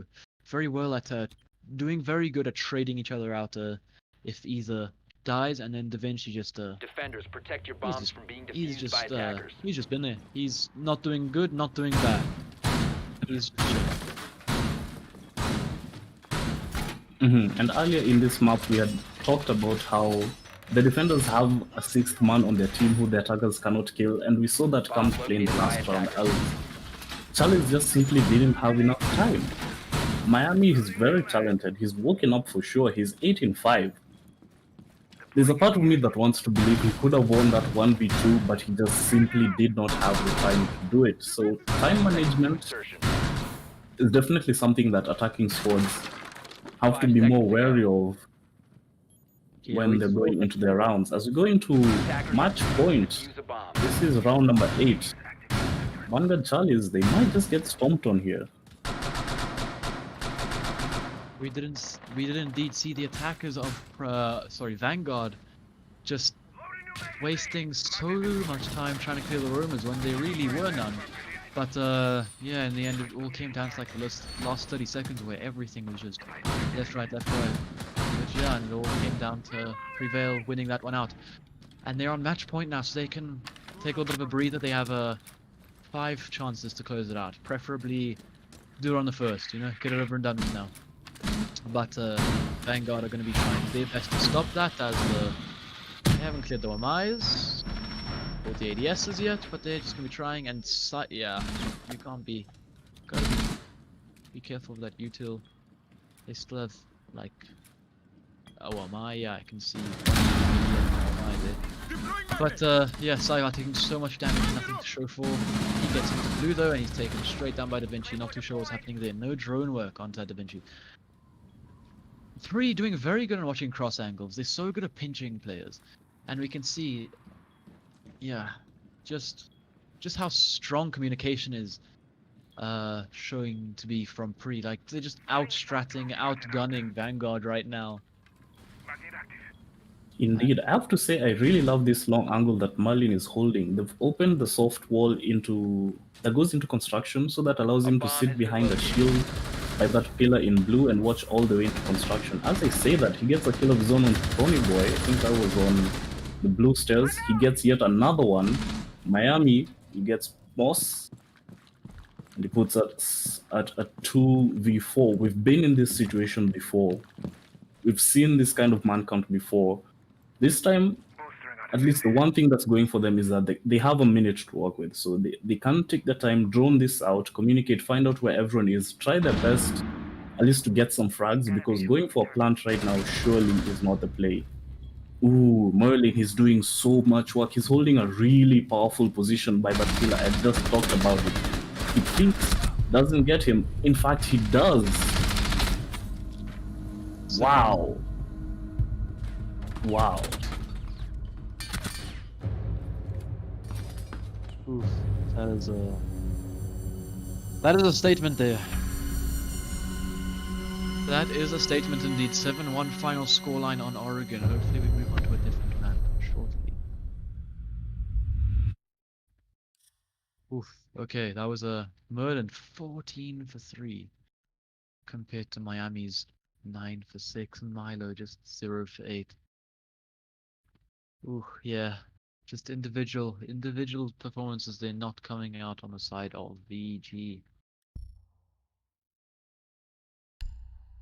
Wow, Merlin was doing a lot of heavy work that round. He was just perfectly positioned behind that pillar, behind that shield.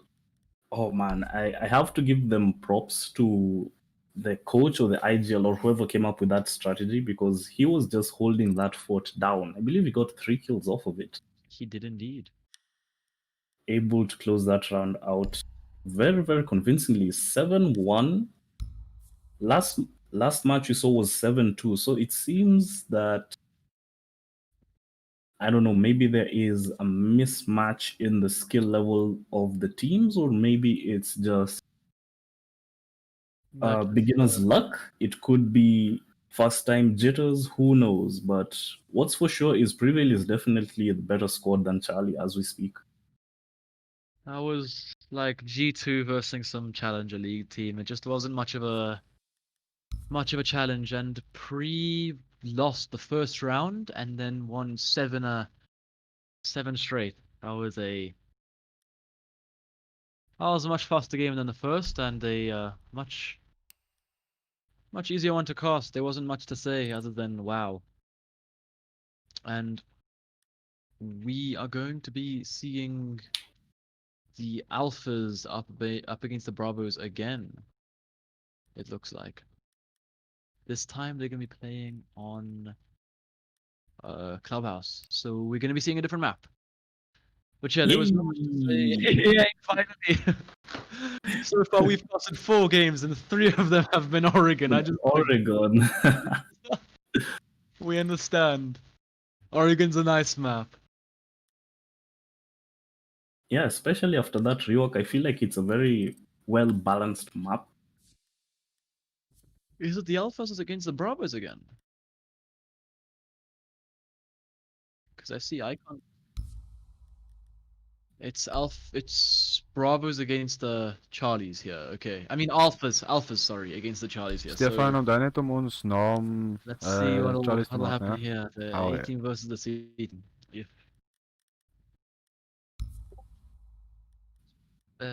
so no. Oh yeah. Well, over here, it's normally blue that attacks. Yes, but yeah, cool.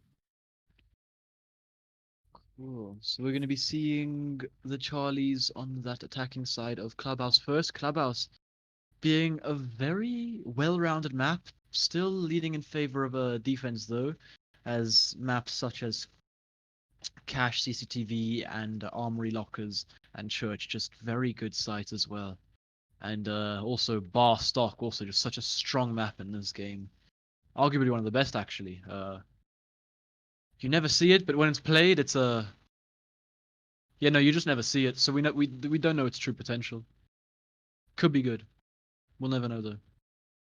We'll see. Indeed, we do hope for a good matchup. We do indeed hope for a good matchup, but given that Alphas won 7-2 against Bravos, I'm not feeling too confident for Charlies, especially after the showing they gave us on that last map. What are your thoughts? Yeah, their mindset's probably in the gutter right now. Just we just got destroyed 7-1, and now we're going against the Alphas. We're called the Charlies. They're the Alphas. I think it's just now getting into their heads, but we'll see if they can clear out their minds and head into this game headstrong. But we'll have to see what happens as we get into the game. Everyone just loading in now, but I'm thinking.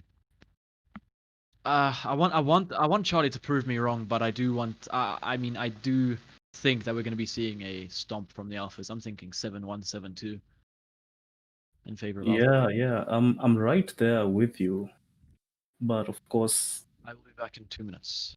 Of course, as casters, as spectators, we have to be impartial and hope that we get a very evenly matched game without really preferring either side. However, the statistics as they stand, they do favor alphas. So Charlies will have their work cut out for them, especially given that there isn't going to be much of a break, I believe, between that last map and this one.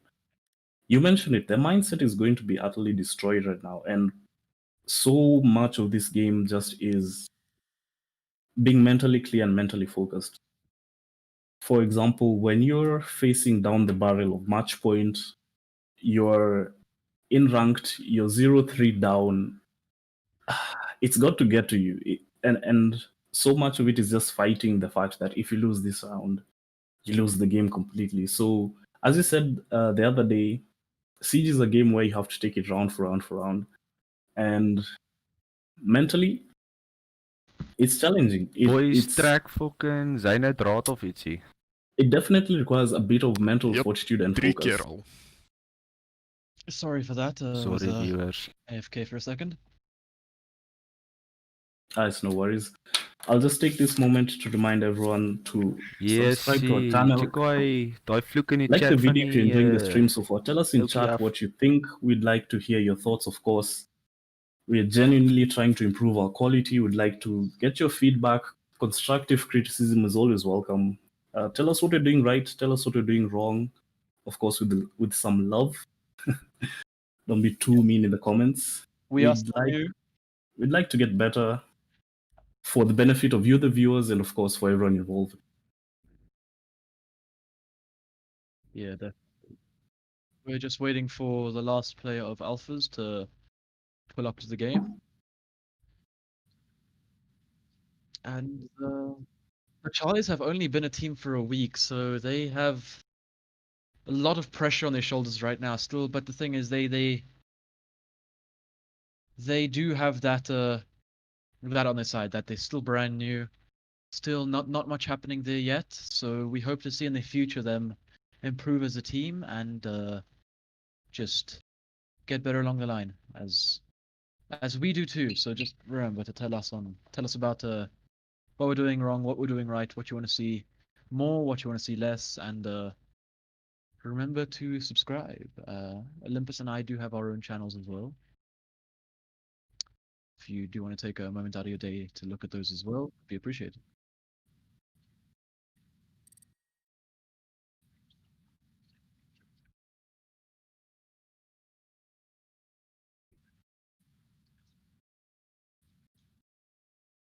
Cool. Also, I sent you a message. It does appear that all players have loaded into the lobby and we're off to Clubhouse. Yay, a different map. Let's see what this map holds. Given how the bans have been going tonight, I wouldn't be surprised to see a Thatcher and a Monty ban immediately and then a Mirror Echo. Maybe a Kaid, given how important hatches and hard reinforced walls are on this map. And there you go. Thatcher, It is fast possible ban. to actually get through the hatch by just thermiting the soft floor next to it. So Kaid isn't actually a big deal if you know how to get around him effectively, because I've seen that being played before. The only issue is you're a lot more. You can also impact trick. There's a lot of ways to get around that Kaid. I mean that hatch being opened, but yeah. There's also a couple of ways to open the hatch, and we see a Thatcher and Monty ban coming out first. As we get into this third game of the night. Yeah, as you mentioned, there's a way to counter the Kaid, and I think that's one of the things I really enjoy about this game is that more or less there's always a counter to something. For example, you mentioned you can soft breach. You can place the exothermic charge on the soft floor next to the hatch and then it will blow it up. I believe you're talking about the one in kitchen. Yes. Indeed. So, but as you mentioned, you're then vulnerable to maybe a C4 or an impact trick. And I just love how so many layers go into getting anything done in this game. See, the only operator who doesn't have a direct counter is our Lord and Savior Tachanka. He's just too good. He's just there's no counter. Yeah, and I think that's why no one ever plays him. He's just too good.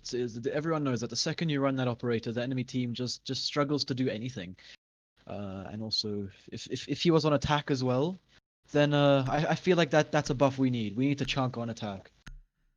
Not really a buff. I feel like that's just communism. Just spread it all around. Everyone gets to chunker. The chunker should be allowed to play by all operators.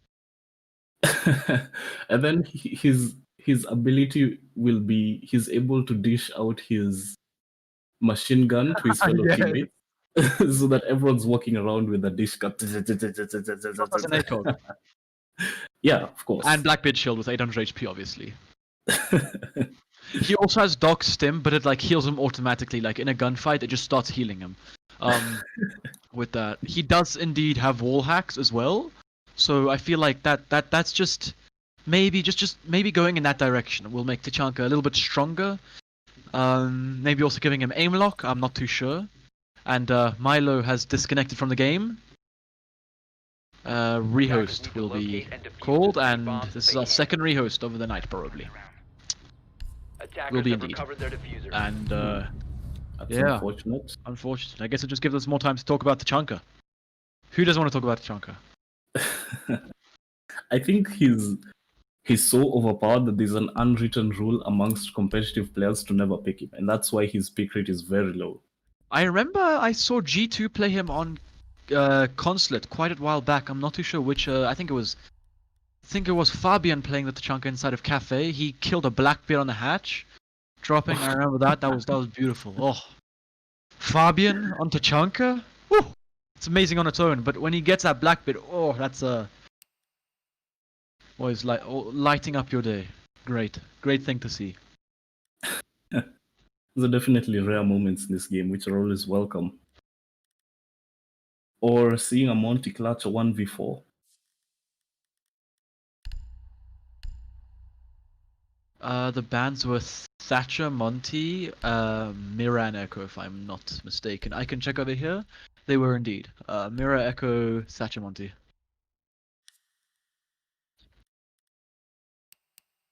You know, speaking about that Monty, I'm not too sure why he's kept on being banned in basically all the games I've casted. But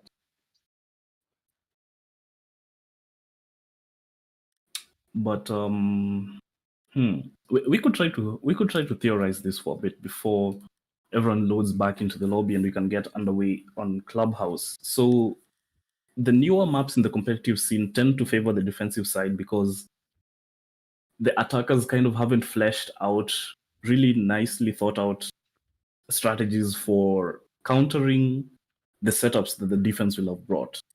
And on top of that, these maps tend to have long hallways, large open areas, as well as the prevalence of Mute, Mozzie, Vigil, and who else? So someone like Castle kind of really make it difficult for the attack to drone out every single area of the map. And of course, if you're expecting teams even at this level to drone out every single area of the map, that's kind of impossible.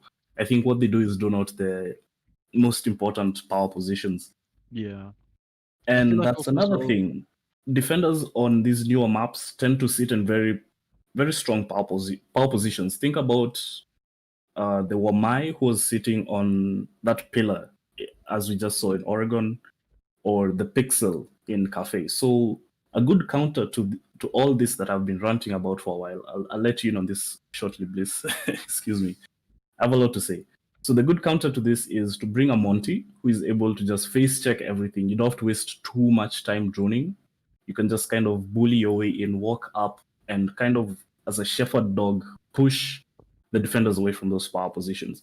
So with all that being said, I don't know whether the thought process on the defense side is to make the defense even stronger by banning Monty through that thought process, or maybe it's just that no one really likes to deal with Monty. You'll see when a defender faces a Monty, the first instinct is just run. I can agree with that. You see Monty, you just want to go. Same with Tachanka. You see him, you just want to go. But yeah.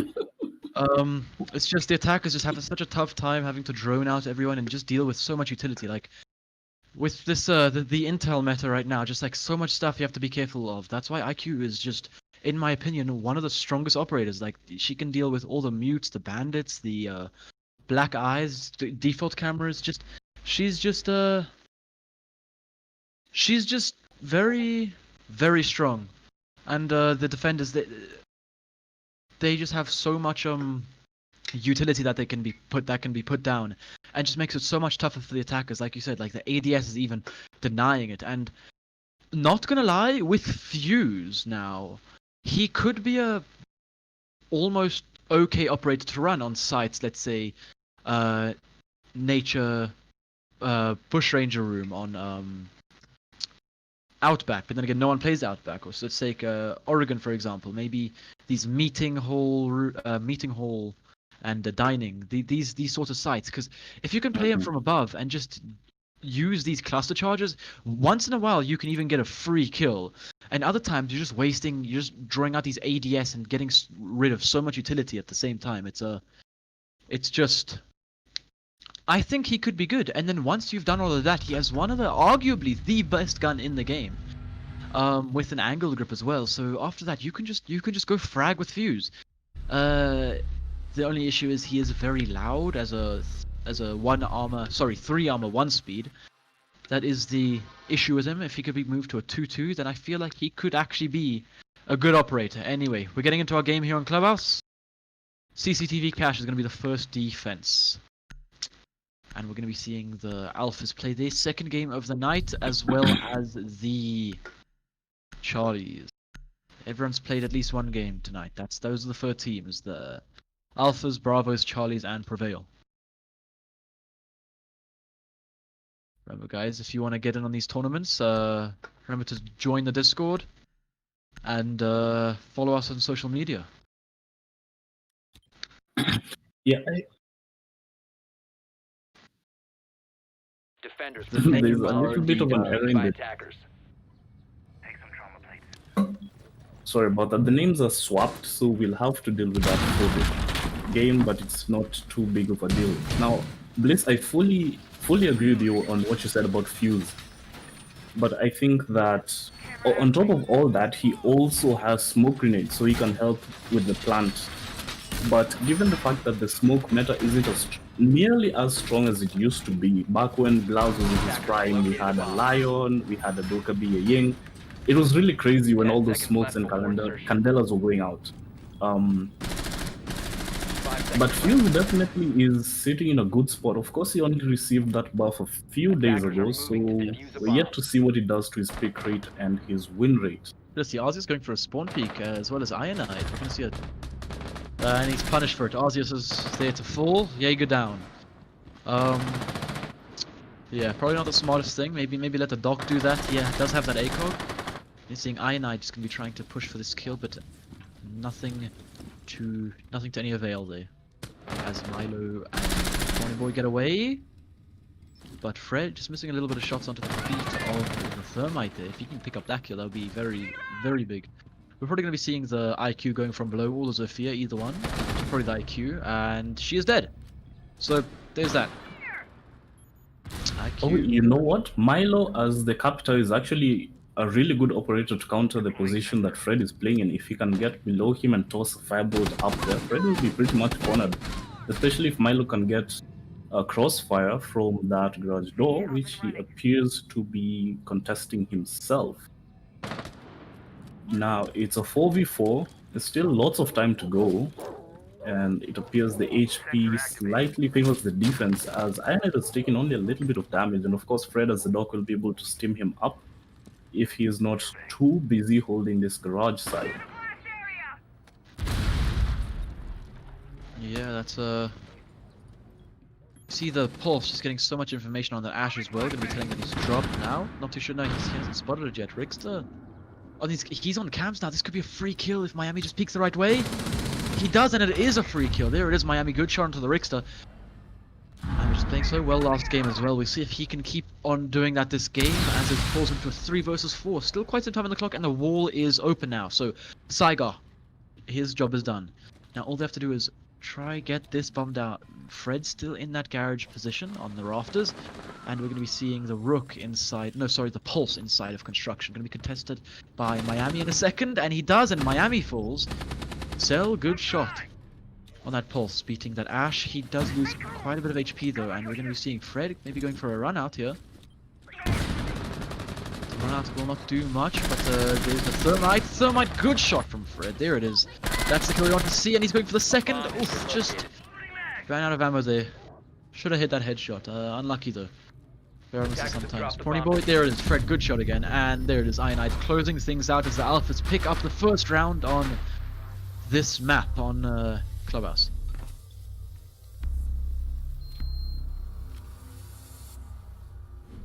That was a good round from Alphas.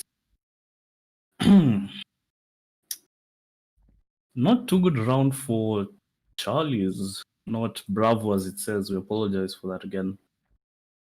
Now, Miami was doing good work as the Ash. I feel like what failed him is when he got into that master bedroom area, he didn't have any information on where the Pulse was, and the Pulse, using the scanner, would have known exactly where he was. So, unfortunate, as well as losing the gunfight to a UMP-45 when you're running the R4C. Not the best spot to be in, but of course it's just one round in. We're going to round number 2. I think we'll be going down to the church, Arsenal, if I'm not wrong. And defuse bombs. No, actually, we're going to gym bedroom. Interesting pick. Of course, a big part of attacking this site is getting this jacuzzi wall, which is seeing Zell reinforced right now, get opened. And he will place some bandit batteries. I'm not sure whether he'll be tricking that. There is a way you can trick that without getting shot from the gym window, and that's by having Rickster place a castle barricade right on that door. But we'll see. We'll see what setup comes out, and we'll see whether it works for them. I'm kind of surprised that the teams I've been watching play on this map have a preference for going to gym bedroom as opposed to going to Church Arsenal. What do you think? Locate and defuse a bomb. I think the same. Like Church Arsenal is a good site to defend, but Rick's it looks like he's going to be putting that castle on that window. You don't want to be putting it on the window. It's just so easy to open up. You rather want to be putting it on that gym door to help the bandit, but it looks like bandit as well is just going to be falling off, not playing the bandit trick. And yeah, like this site is really good if you can have someone open up kill holes in that wall that separates the two sites, and if you can just have that construction presence as well, as we can see the playing there now. Pony Boy taking a little bit of damage, not too sure what happened there, and see how easy it is to get that open. And now there's no bandit, both of the castles wasted, not good usage of that castle. But anyway, I feel like it's just preference as well, just whatever site you choose. I would go for downstairs, just because it's it is slightly easier to defend, but you see on that side you have to worry about vertical play. And on this one you don't have to worry about vertical play, but there is many more angles you are open to. Indeed, once those windows get open, as we saw them did get open. Sorry, English.exe stopped working. Once those windows get open, as we can see that has just happened, there really isn't a place where you can sit inside, especially gym, given how small of a room it is. There isn't a way you can anchor. So what you do is you kind of extend the site horizontally, or maybe even vertically if you can get someone with a C4, maybe like the Pulse, playing downstairs in that pool table to deny anyone going into gym. However, Arceus gets the kill onto Thermite, which isn't too big of a deal. You know, hard breach on this map isn't that important, but Miami is able to even it out. He and Arceus will get into a fight shortly, and Arceus, he's just picking them up. A double kill, he gets Milo. Will he be able to get Miami? Indeed, he does. Somehow missing his shots. Miami, you cannot be doing that. Cyberhawk finally punishes Arceus, but at what cost? He himself goes down to Fred. It's a 3v1. Pony Boy is the last one left alive, and he had taken a bit of damage from Fred, who's doing a run out earlier, as we see Zell doing one to throw a C4. It doesn't net anything, but wastes some time. We only have 30 seconds left. Bliss, this looks like a round for Alphas.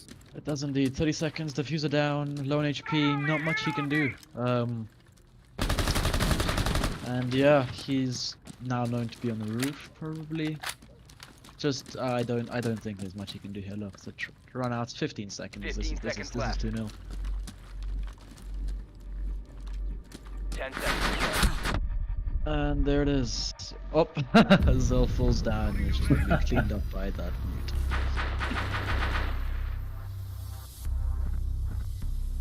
You know, it's interesting how this site plays out, because we were talking about how once those windows get open, it's not easy for the defenders to anchor in sight, and so they have to extend themselves into construction, which you saw Azius doing. He was able to pick up 3 kills, 3 kills before being shut down, excuse me, which I feel like is just poor Drono coming out from Charlie's. Now, we will go into round number 3, where Alphas will be defending Church Arsenal Room. We'll see whether they're able to get 3 defensive rounds in a row, which could spell trouble down the line for Charlie's. I think what happened that round is Alphas tripped up Charlie's with that bomb site selection. Because from my point of view, it didn't seem like Charlie's had a really good idea of a means of attacking that site, given that Prony Boy, Attackers need to locate and he defuse as he many nearly bombs lost as his they life to can. a spawn peak, which, you know, you have to be expecting, but then again, you can't really expect. You know what I mean? I do indeed. And we see, yeah, downstairs, Zell and Richter, a little bit AFK right now, but they'll hopefully Attackers be have getting located back a soon. bomb. I'm not sure what's going on there. We see Rook coming out. Not sure what's happening with the 2 players, but hopefully it's all good there as we see Richter move. But yeah, 10 if seconds left. if the Alphas are able to win this round, then they got a 5 flawless seconds left cycle, before insertion. and they're just going to be going back to the top floor playing Attackers Cash are heading CCTV. out to It's defuse just a bomb. and then it's just back to square one, and Bravo's just not much to show for right now. Miami top fragging with 2, but as I say that he gets shut down from spawn peak by Ionide, and it's just more things going downhill. Icon also half HP. It really looks like this round's going to Alphas, and we're not even... Look, they're stuck in spawn, they're just too scared to leave. Milo's gonna be the one peeking with that Blackbeard. Milo yet to get a kill, last game as well. He was 0 for 8, he's 0 for 10 right now. Yeah. Maybe not having a good day, but also just still 10 rounds, you gotta at least find something, mate. Icon also not seeing anything, not getting any kills right now, but neither is Richter on the Alphas team. But then again, they do have Ionide, Fred, and Arceus all higher up, and just fairly slow moving for Charlie's here. They're probably gonna go try and get this kitchen hatch open, and there it is. Finally, Icon picking up Fred, but he's on low HP and has the diffuser. Richter got the call, he knows where he is now, and there it is, that's diffuser down. Oz just picks up that frag in the end, probably from upstairs, that is indeed from upstairs. And now the attackers are gonna have to try get the diffuser, and they are running low on time. They still have, the hatch is soft actually.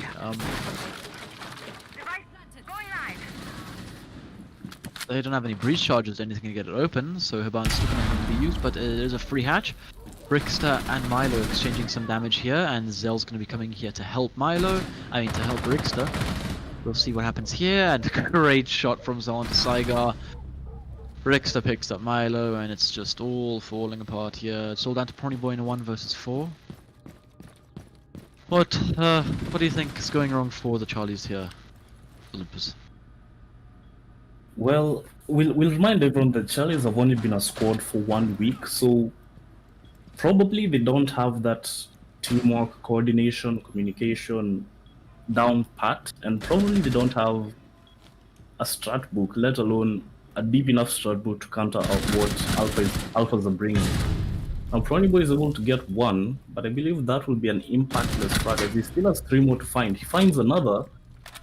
Ionide kind of throwing himself into the meat grinder, but as there are only 20 seconds left and Prony Boy doesn't have the diffuser, it seems that this is well and truly another Alphas round, seconds as remaining. all that Zell and Richter have to do is to hold angles. 10 You see him seconds do left. just that with the shotgun. A really powerful position for him to be in, and there he goes, claims the kill on Prony Boy. Whew, Alphas, I think, to me, are just the more confident squad. We can see it from the way they just spawn pick each and every round, the way they keep running out, the bomb sites they keep going to. I think that they're just feeling themselves and having, a bit of fun, having a good day as well. Yeah. They can't say the same for Charlie's though. They are going to be trying to at least put themselves on the board, hopefully this half. Otherwise, we're going to be looking, like we said, I was predicting a 7-1, 7-2 game here. I mean, Capcan is coming out, and I think that just kind of confirms my theory on them being confident. Yeah. Capcan is by no means a bad or a weak operator, but he's definitely Attackers need to not locate and in the defuse top bombs. picked ones, that's for sure. There is better choices.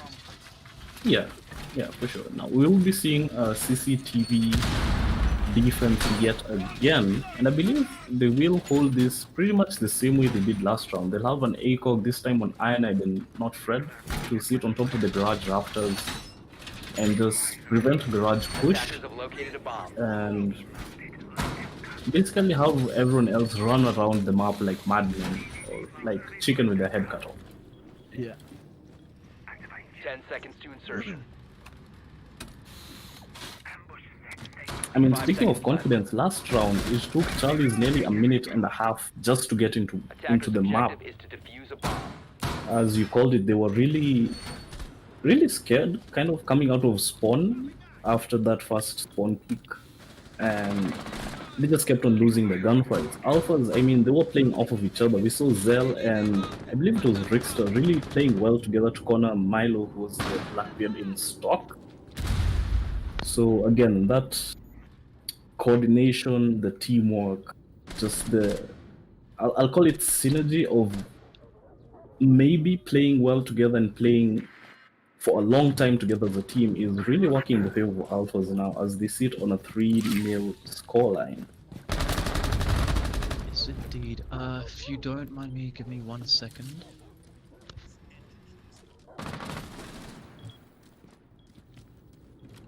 Now Fred will get taken down, that's the Capcan, but since he'd already put down his traps, he'll continue to influence the round from beyond the grave. Ironide, however, is able to even it out to a 4v4 as Miami falls down. Ooh, not looking too good for the Charlies as they try to open this wall, but it is indeed jammed. Now, they could try to work around this by getting the IQ to go down below. Currently not sure where Icon is situated and whether he'll be able to do that without getting He's picked on up Koozie from balcony right now. the sides. Oh yeah, there he is. They could But try we're using doing a lot of heavy lifting tonight.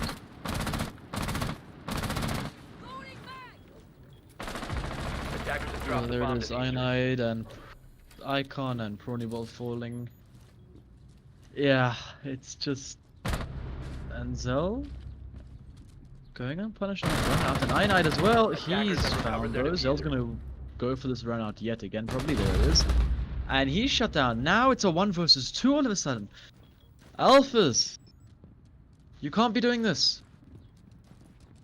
They know how to play the game. You can't run out all the time like this. And now it's Rickster. He does have the gun to do this. And see Saiga, and it's a 1 versus 1 now. Milo. Oh no, Rickster's. No. Oh. So close, so close. So close, shot. but yet so far. I talked about that confidence, and maybe they're a bit too confident as we saw them nearly lose that round. That was a very close round. But that was the only reason it was close is because of the just kill hunger of the Bravo side. I mean the Alpha side, sorry. But yeah, 4-0. Looking to go for a bar stockroom. There it is. Best side in the game. Ever seen. No one's ever won this site. Ever. The attackers have never seen a glimpse of light on this side. They all just get shut down instantly. So I feel like this one's also gonna go to Alphas confidently here. Probably a 5-0 right here so far as the best site in the map in the game. Defenders, protect your bombs from being defused by attackers. Time to armor up. Indeed. There is an argument that could be made that this site is also really difficult to defend just because of how large and how wide it is, right? So, well, that's one way to counter that. As you can see, Zell is opening up the entirety of that wall going into stock, which means that the ACOGs or Bomb Ironide located and by Rickster, attackers.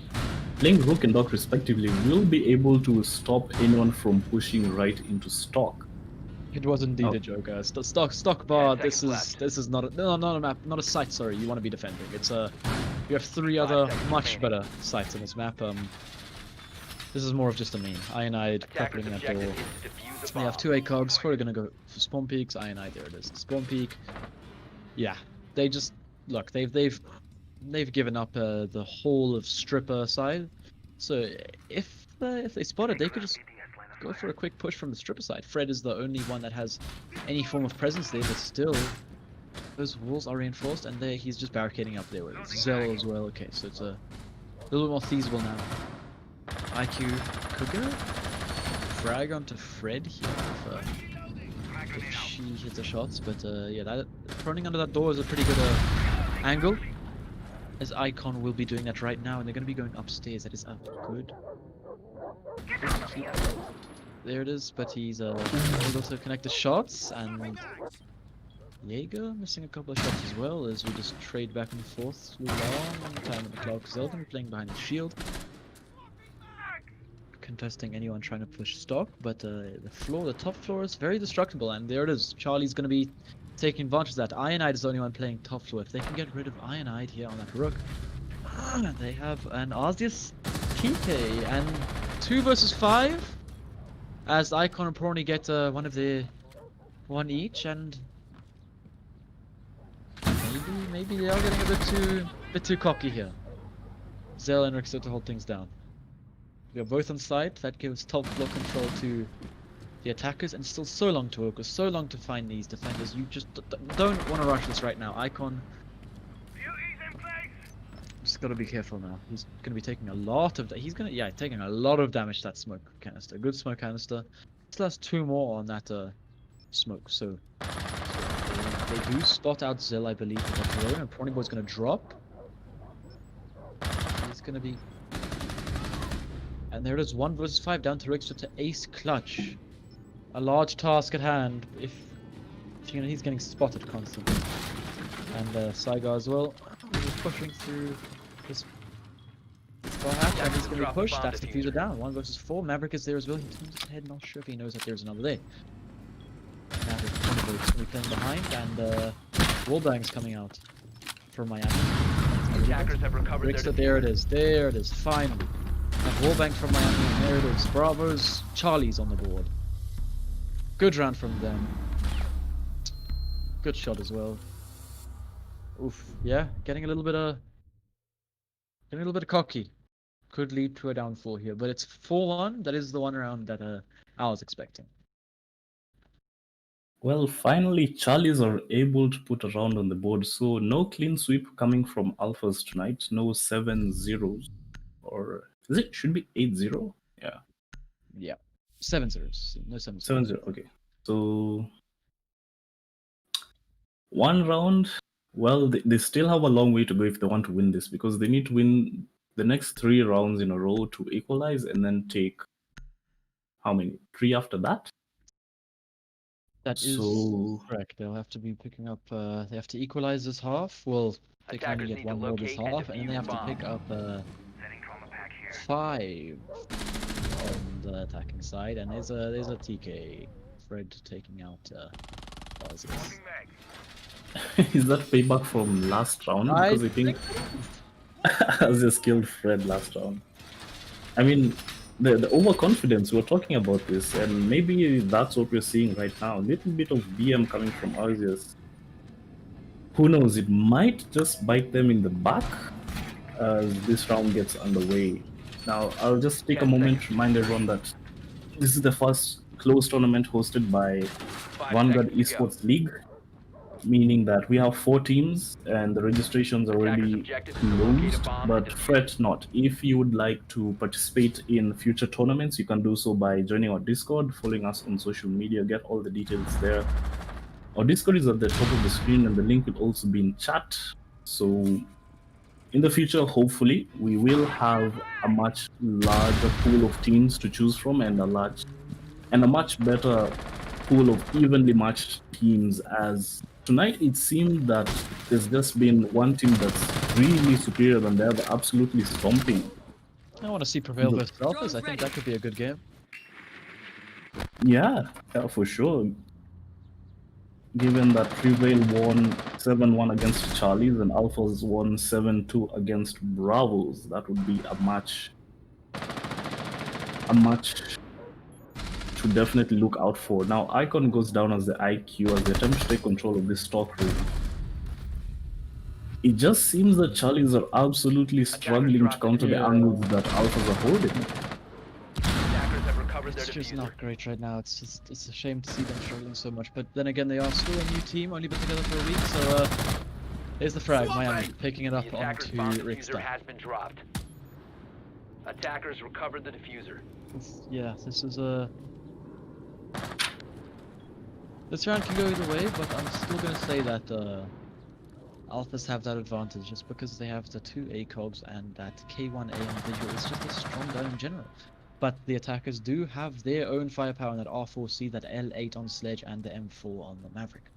Each of these guns fairly strong in their own right. And we're seeing Miami push up onto Dylan. Not sure if they know he's here. I don't think they do. Miami could get this free kill onto Fred, who's playing inside of blue. He could just wander onto side, he could pick up Zell. Ooh. This is interesting. Zell and Fred are perfectly There it is. positioned to refrag each other. Oh, I believe oh, Zell oh, should be... Oh my goodness, what are we witnessing? Miami! Absolutely missing his shots onto Fred. I was going to say Miami will be able to get a kill onto Fred, but he should be immediately retraded by Zell, who's in a perfect position to do so. But he's not even able to get the kill onto Fred, who's able to pick himself up as the Not dog. even the worst gun in the game, Geo. Come on. Canadian would be proud. Great throw from Miami, but unlucky. Everyone misses sometimes and sold down to Pony Boy. Falls. There it is. Clean up there from Zell Fred, and I think it was Cyanide. That is unfortunate. That's difficult to watch. That is difficult to watch. Not very Ooh. pleasing. Anyway, Son Amari coming out, Glaz coming out, Yink. Oh no, don't do like this, please. No. Okay, Buck. Okay, no Glaz. Amaru? Wow, but I want to keep my eye on Amaru. I feel like that could be interesting to see. Amaru's actually a fairly viable operator now that she can go up into hatches, but it does look like she's gonna be swapped off, maybe? Yeah, into Zofia. Okay, cool. So they are not throwing yet. Nope, it's Amaru. I lied. Okay. Okay then. Thank you for that, Ionide. Attackers need to locate and defuse bombs. But yeah, like as I said, Amaru's not a bad operator. She can get into hatches fairly well. So if you leave them unreinforced, let's say on Chalet, if you're playing that dining defense, she can get up that hatch from the big garage downstairs, and she can just punish the team. She can also raffle off that I don't know what that other room is. It's the trophy window, and can punish defenders there. It's just she's so good. She's a very good Bomb pocket located pick, by just like attackers. Alibi. 10 seconds remaining. Those pocket strats, they can be so useful sometimes, and I say that 5 if you want to seconds do a rush, if it's 0-0 and the attackers want to do a rush, it's best to do it first round, Attackers' just so that objective is to defuse a bomb. the defenders know it's just that scare tactic, just so the defenders know that you're capable of rushing, just so that they'll play maybe a little bit closer to sight, even if it's unsuccessful. If the attackers do a rush first round, the defenders will always have it in the back of their mind that they are capable of rushing. Amaru? Speaking of a rush, we could be seeing one here, as I thought it was going to go directly through the B window, but I don't think you can use it on a horizontal surface. Well, maybe you can. Will he get a free kill? Oh, he With gets his one! feet? No, he won't. He gets one. Will he get a second? He's immediately traded out, but that was confident of him to just fully send it into sight. Miami taking some damage, but yeah, like if you want to rush, do it first round so the defenders know that you're capable of it, and they'll probably be playing closer to sight, which in the long term, although you lose a round, and Icon with a double of his own, Icon triple now, he's on for the ace. If you can just pick up the last two, that'll be a confidence boost if he can ace this round. But yeah, as I say that, he's shut down by Rixter. I should just keep quiet. Caster's cast, as it's called. Yeah. I was going to mention how Ionide on the Amaru could sort of, well, maybe not rush into sight as she did last time, but use her grapple hook to get right into maybe gym, Or maybe construction bedroom, even. yeah, and get very close to sight, and then be in a position to really bully the defenders who might be caught unawares, maybe having not set up their reinforcements in time. But however, Ronnie Boy that on one. doesn't really matter now. Ozrex is the last guy alive and he's on very, very low HP. They know his position. He doesn't have the diffuser. He has a lot of time to work with, but it seems like Charlies will be able to get their second round. Ooh, teabagging. I mean, fair enough. They're gonna be toxic. You're gonna be toxic right back. Show them what you're made of, boys. Come on. If the Charlies win this, I'm retiring. I'll It'll be great.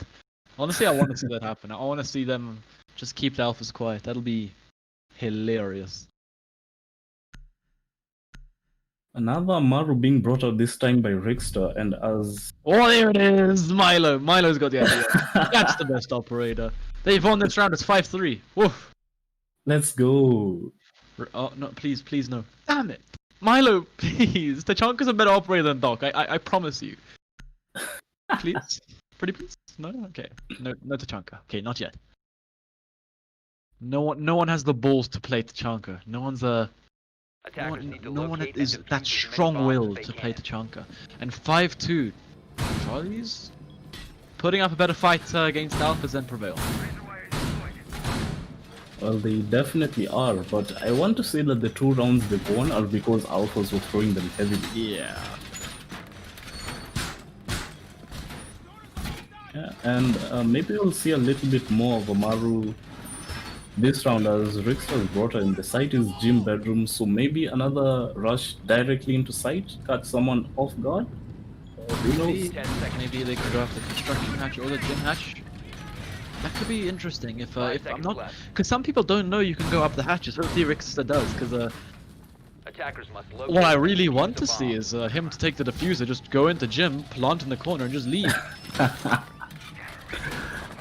That would be a beautiful thing to see for sure. Now, for those of you who might not know, Gym used to be a terrible site to defend back in the day before this map got a rework, because there was a hatch right above. Should I say the weight racks? There was a hatch on Gym. That's all you need to know. And once the attackers had planted in Gym and there was someone on that hatch, that was GG. There was no way you could counter them unless you got lucky with By a attackers. There was headshot also or a hard C4. wall where construction like used to never. Well, it existed, but it was basically taken apart from that master bedroom side, and then where the new door is, it was all that east door is. There used to be 2 hard walls that could have been opened by the hard breaches and smoke plant, but that's when again smoke plants were just a much better thing. It's just you can't do that now because like just the amount of C4 is being played by most teams. Currently C1s though on this side, but then again it's smoke. So we see Pony Boy playing at C4. Now he had taken a lot of damage, I believe, in his engagement with Miami. I'm not really sure, but he'll be able to be healed right back up by Milo, who's A bomb playing the has been dock this located. round. Not really challenging anything, deciding to play passively and carefully in bathroom. I believe for now is the better idea. Aziz is able to get a kill onto Icon. Zell gets that one, and Ionite gets a third. It's all collapsing down. Milo falls just Attackers after bomb getting one of his has been own. But dropped. Fred fails 3 versus 1 down to Saiga, and he's gonna get shut down. There it is, Rixter. Good round. 6-2. Match points now. 4 chances to close it out. Oh, you got some JoJo's effects. Hell yeah. Love that. Sometimes you the animation gets stuck and it's just Georgia.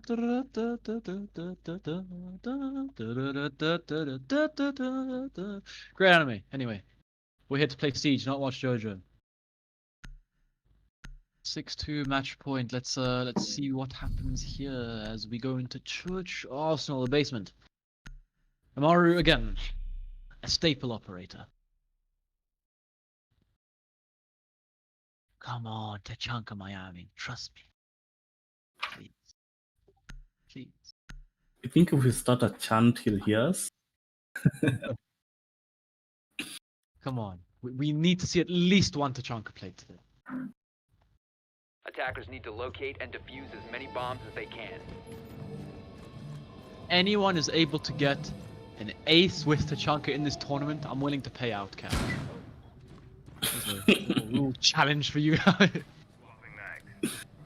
Attackers have located a bomb. I guarantee you, if we see a Tachanka play, and I hope the Siege gods hear my prayers. If we see a Tachanka play, our viewership will go up by 5,000%. It will. Stonks. The big stonks. Indeed. We'll instantly gain 5,000 subscribers, and we'll win the lottery for the next 5 years. And if you remember, guys, to like and subscribe. If you don't, then Attackers are moving. somebody to defuse will. the bomb. It better be you. Just what I'm saying is sub, please. Thank you. Here we go. What could be the last round of this this game, this map? First time playing Clubhouse. I want to see some real speed. There we go. There's the Ashrocks that I like to see, and there's Iron picking up Pony Boy. He's traded off instantly, and Ash also as well falling, crumbling apart for the Alphas now as unknown Icon Unknown picks up one of his own as well. In Miami being healed up by the Doc of Milo. Fred as well taking a little bit of damage, and Rick's also taking some damage, but he gets the frag onto Icon on the Jaeger. As we equal things out in the 3-on-3, Carnage everywhere, and Miami picks up a double kill for himself, and Milo shutting down Rix. That's all down to Oz. This 1 versus 3. He's situated in blue. He does have the diffuser. Very close to him, at least. But things slow down. Still 2 Attackers minutes recovered the diffuser. on the board, so that he has a long time to play with, but he does have 3 plays to get through as he gives away his location. You can drone, you have drones, you have one of your, you have both of your drones, but screw using drones, you're gonna body check that and you're gonna die. Why? Good shot, Milo. There it is. He's finally waking up. We've awoken the beast. Finally, after 20 rounds, though. Screw Little Nesquik, bit- we're talking about Milo now. Little bit too late, maybe. Maybe, but it is 6-3. 3 more rounds and we'll see. Maybe it's Bolo. Maybe Milo's Bolo. Till match point, so Fuse. That's closer to Tachanka. We're getting there. It's the right way. The chat also wants to see Tachanka now. Please. Exactly. Not a good match without Tachanka. Not a good game without Tachanka. Imagine playing a game without Tachanka, like Call of Duty. Come on, there's no Tachanka. Weak. sad. Sad. Not stonks. Attackers need to locate and defuse bombs. And we're going to cache CCTV. Close it out. Let me go to the bathroom, please. I don't know if you guys are aware of the meme where it's like, the risk I took was calculated, but man, I'm bad at math. Man, I'm bad at math. So I think that's what happened that last round when Alphas decided to invest all their man count in just rushing blue, and it didn't really pay out for them. 10 seconds remaining. When you're in the math test and the Asian kid starts crying. May Odin be with us. Construction wall not reinforced? I have lost a scrim because of that wall not being reinforced. If Kazu is watching this, remember to reinforce, please. There it is. Saiga, better teammate than Kazu. Thank you. Reinforcing that wall. Oh man, the number of times I've lost a round or gotten wall banged because the wall wasn't reinforced for 2 minute counts. Worst thing. You're just chilling and you see a brah and you're dead. Skitty pop pop. most accurate representation of gunfire in this game I've ever had. Honestly, ooh, Icon taking a lot of damage. Good nades coming out now, and we're gonna get the wall open. Another nade coming out. Milo? Milo, you can't mute trick! Milo! Please, God, end this! Bomb located by attackers. Milo! He was trying to mute trick like he was banned. I mean, he's got the right mindset, just the execution is slightly off. He's got the right spirit. Spirits boys, Miami picking up a double on the dock. Icon dies. I was about to say you could get healed. Miami dies as well. Fred on a roll. Double zone. They flooded the site now. This should be it. Rickster has user. That's downstairs though. It's Fred falls. Saiga picks up him. It's Cell and Rickster up against Saiga and Prony. So much time on the boards. These rounds have been going so fast. But yeah. Let's see if Charlie's can pick up another round. Then it looks positive. And there it is. Great swing from Saiga. He's picking up his socks. 1 versus 1 Rickster. It all comes down to this frag, and he doesn't get a jet, but it's 1 minute on the clock. 1 versus 1. The HP low on Rickster. Saiga has the advantage. He just has to play tight, and the Cam's still just spotting constantly on Rickster. He knows his position. Don't go for a flank. Please, Saiga. Just play safe. Not a good spot to go on Cams. There it is. It's a draw. He does have diffuser. He has that going for him. Free fire coming out, not connecting onto anything. He's just gonna go prone inside of the rafters. Now Saiga just playing passively inside of that cash room. 40 seconds on the board. He's getting constantly spotted, and he gets the cam. So now it's a blind battle. He still knows where he is though. As he crosses, Saiga missing the shots. Rickster going for a wall bang. Not connecting. 25 seconds though. So pushes into the cash room. Jaeger playing on the close right, I think. He is indeed. No? Wait. What? Where's he gone? 15 seconds to go. Okay, he's playing on the stairs. Red stays 15 seconds. Saiga playing this so perfectly. 10 seconds The remaining. plant begins to go down. Saiga gonna have to swing. Plant stops. Saiga! We're out of time. My God. It's a trade! It's a trade at It's a trade! that. It's the defenders that win it. Oh, that was the closest it can be. You don't get close. My. That was a great round. And Milo left. He's had it. that, He's that was done. indeed a great round. That was indeed a great round, but yeah. The pressure on Saiga Hawk on that round must have been immense. You know what really annoys me though sometimes? Like I'll be in a ranked game. It happened to me back to back. So I was on defense. It was 1-1, and then I traded with someone and I lost the round. I don't know how that happened, but I lost the round. And then Wait, what? exactly. And then on attack, I go and we trade again, same people, and I lose the round again. And I'm like, can you don't? Like I'm not too sure like what happened there, but we were a bit confused. I didn't Defenders, see protect anything your in chat. I bombs don't from think they being asked for defused by rehost. I think No, I don't think they did ask for rehost. because they're playing this round on like it's a regular round. Milo won. Oh, that's great dogs. Love dogs. And the hunting abilities.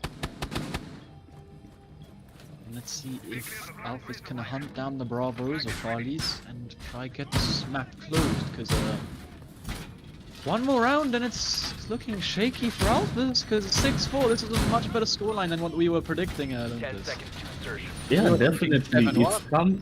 It's come a lot closer than we were both predicting. I thought go like a 7-0 or something along those lines, as did you, but That's 4. That's not 0. So Alphas, if you could pick up your socks, because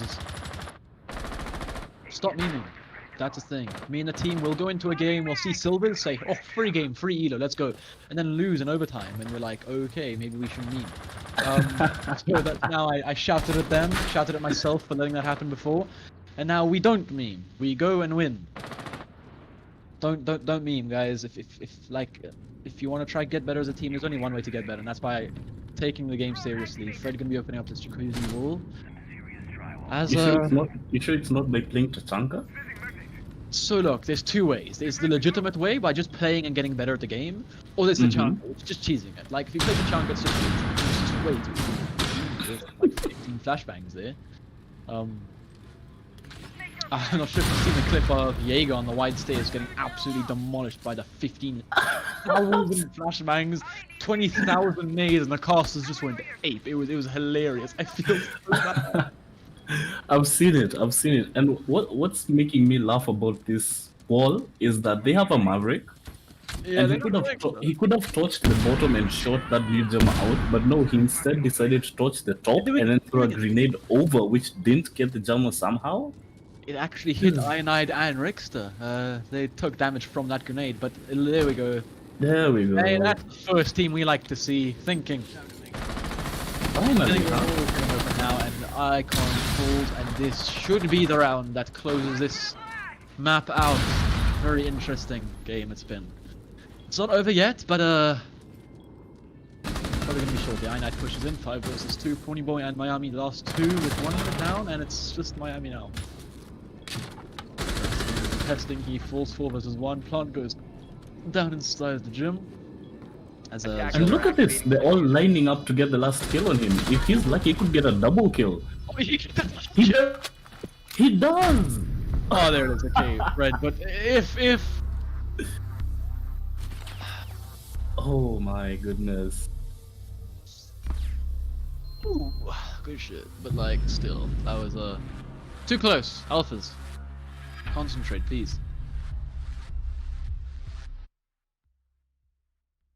I feel like they're not going to be too happy about that scoreline. They did win, but it wasn't a very convincing one. Miami though, 12 for 8, as well as Ionide. Good play, much better play, and Milo as well, picking up some frags. Everyone was on the board at least. Yeah, at Miami, least everyone draft stepped made. up this map as compared to the last map where Charlies were just absolutely stomped on.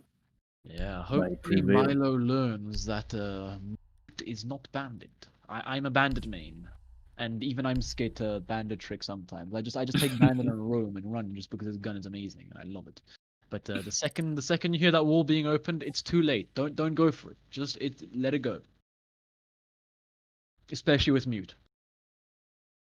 You can't stop it while it's being opened. Yeah, what happened that game is just I mean, there's not much. It's pretty self-explanatory. Alphas knew they were the better team. They're more experienced than the Charlies. They memed, lost a couple rounds, and just ended up taking it there. Still being kill hungry at the end, but always play post plants. Yesterday I was in a game, ranked game. I don't want to name and shame, but it was a 5 versus 3, and the enemy team didn't play post plants. They had Monty as well. All they had to do was sit down, watch angles and stuff, and well. Yeah, they ended up losing around very quickly, like 5 kills in about 15 seconds, because they were all kill hungry. What? And now we've got Bravo against Prevail as the next game, and then we have what's one up? more after this, I believe, which will be the first team up against Prevail. But yeah, 29 viewers. Thank you guys for tuning into the game, and we got Cafe, my favorite map. Oh, Yeah. let's go. Cafe. Oh, let's go. This is gonna be good. This gonna is be gonna good. be good. I have to say that last map was entertaining to watch from a was spectator fun. standpoint. Just because of all the memory that alphas were bringing. It's not a meme until it's a chunker. They were just tryharding, full tryhard. But yeah, we'll see. We'll see whether this will be another meme of a match or whether it's going to be a lot more serious and a lot more sweaty as we get loaded up into Cafe. Take this moment to thank all the viewers. Thank you for staying with us if you've been here since the beginning. thank you for that. We've been live for longer than 5 minutes, to say the least. I think it's been like 2-3 hours now. It's been a while. But yeah, remember that the finals is tomorrow. So So I see you're part of VG now. I'll stay on VG. this team, VG. I think if Prevail win this game, Lol. they'll be please. going to the finals Cherry on top, tomorrow. please. And if I think Alphas already have Perhaps. a spot locked up. Yay! They've won both of That their wasn't games a so yes, far. but okay. But yeah, Bravo have a Oh, game on their shoulders now. Or is Keep up it? the reputation of VG here. is As Charlie was Ah, no. unable Was to Skype. We'll see if the Bravos can do anything better than them. And if not, then there's the first team. It's like just leveling up, trying to fight that boss, you know? Boss being first team, but Long time first no they have to see, get through Moss. the obstacle of the Bravos, Ja, and nee, kyk. they aren't a joke. Ons We've wou seen nog what they teen can hom do. skrim met hom, maar nou is hier teen hom. They did get stomped by the Kan julle first geraai team, 1 en but 3 verander vir my asseblief, dit gee my 'n bietjie anxiety. we'll see what happens here. Different game, different map, different It's too late for playstyle that. probably as well. Hopefully they've learned from their previous mistakes, knowing what to do, but yeah. We'll have a short break as we get into the game. I'll be back shortly.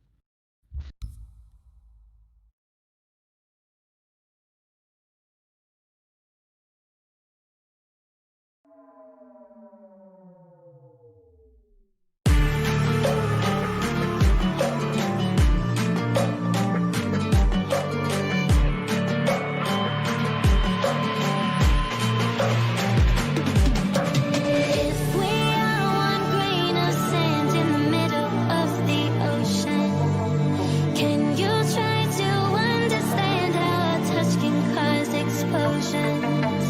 Rise up. I'm too great to be landed. Rise up. We're too great to be standing. They ain't never gonna stop us, fly at 'em like choppers, better cook those risks, cold blood in my fists, we fire starters, one out of a million will reach those heights, always been a feeling that I won't deny, not what, never could toss, look at my eyes, I'm on the rocks, rise.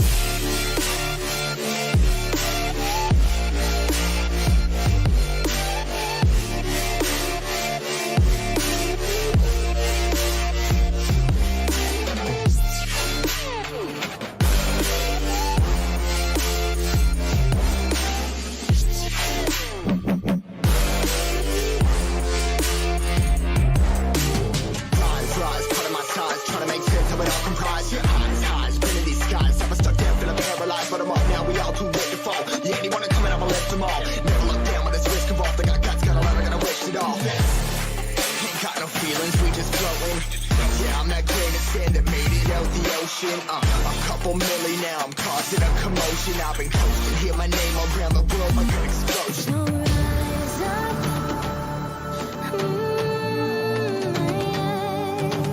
Rise up. We are the apocalypse and a path that keeps us floating. As we fly above the stars, the night won't scare us falling. So rise up. I'm too great to be landed. Rise up. We're too great to be standing. They ain't never gonna stop us, fly at 'em like choppers, better cook those risks, cold blood in my fists, we fire starters, one out of a million will reach those heights, always been a feeling that I won't deny, not what, never could toss, look at my eyes, I'm on the rocks, rise.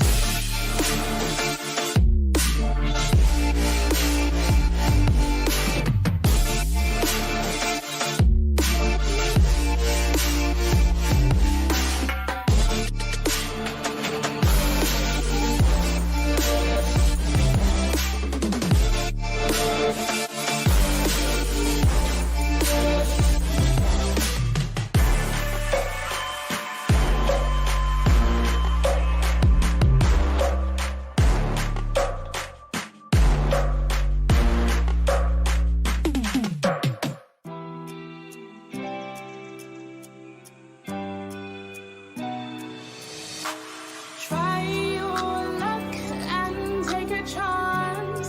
Before the risks in this moment, take my hand and break my heart. I'll never walk this road again. Stumbling steps grow to a dance where things change forever. There's no regrets, only the past. Will I change? Never. So swing me around. Take me down, you won't break me, I'm too strong. Keep saying it wrong, I'll play along, but I will never be a victim.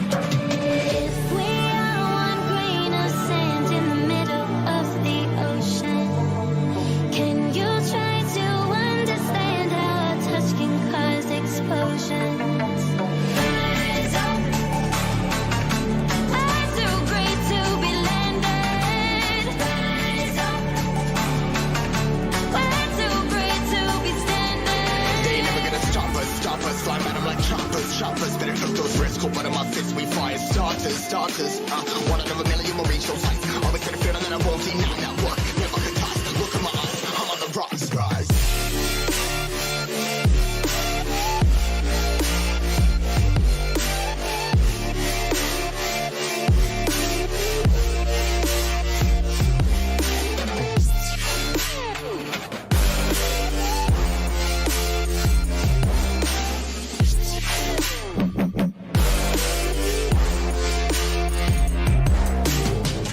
Rise, cutting my size, trying to make sense of it all comprised. Yeah, highs, spinning these skies. Never stuck down, feeling paralyzed, but I'm up now. We all too late to fall. Yeah, anyone coming, I'ma lift them all. Never look down when there's risk involved. They got guts, gotta learn, I gotta wish it off. Ain't got no feelings, we just floating.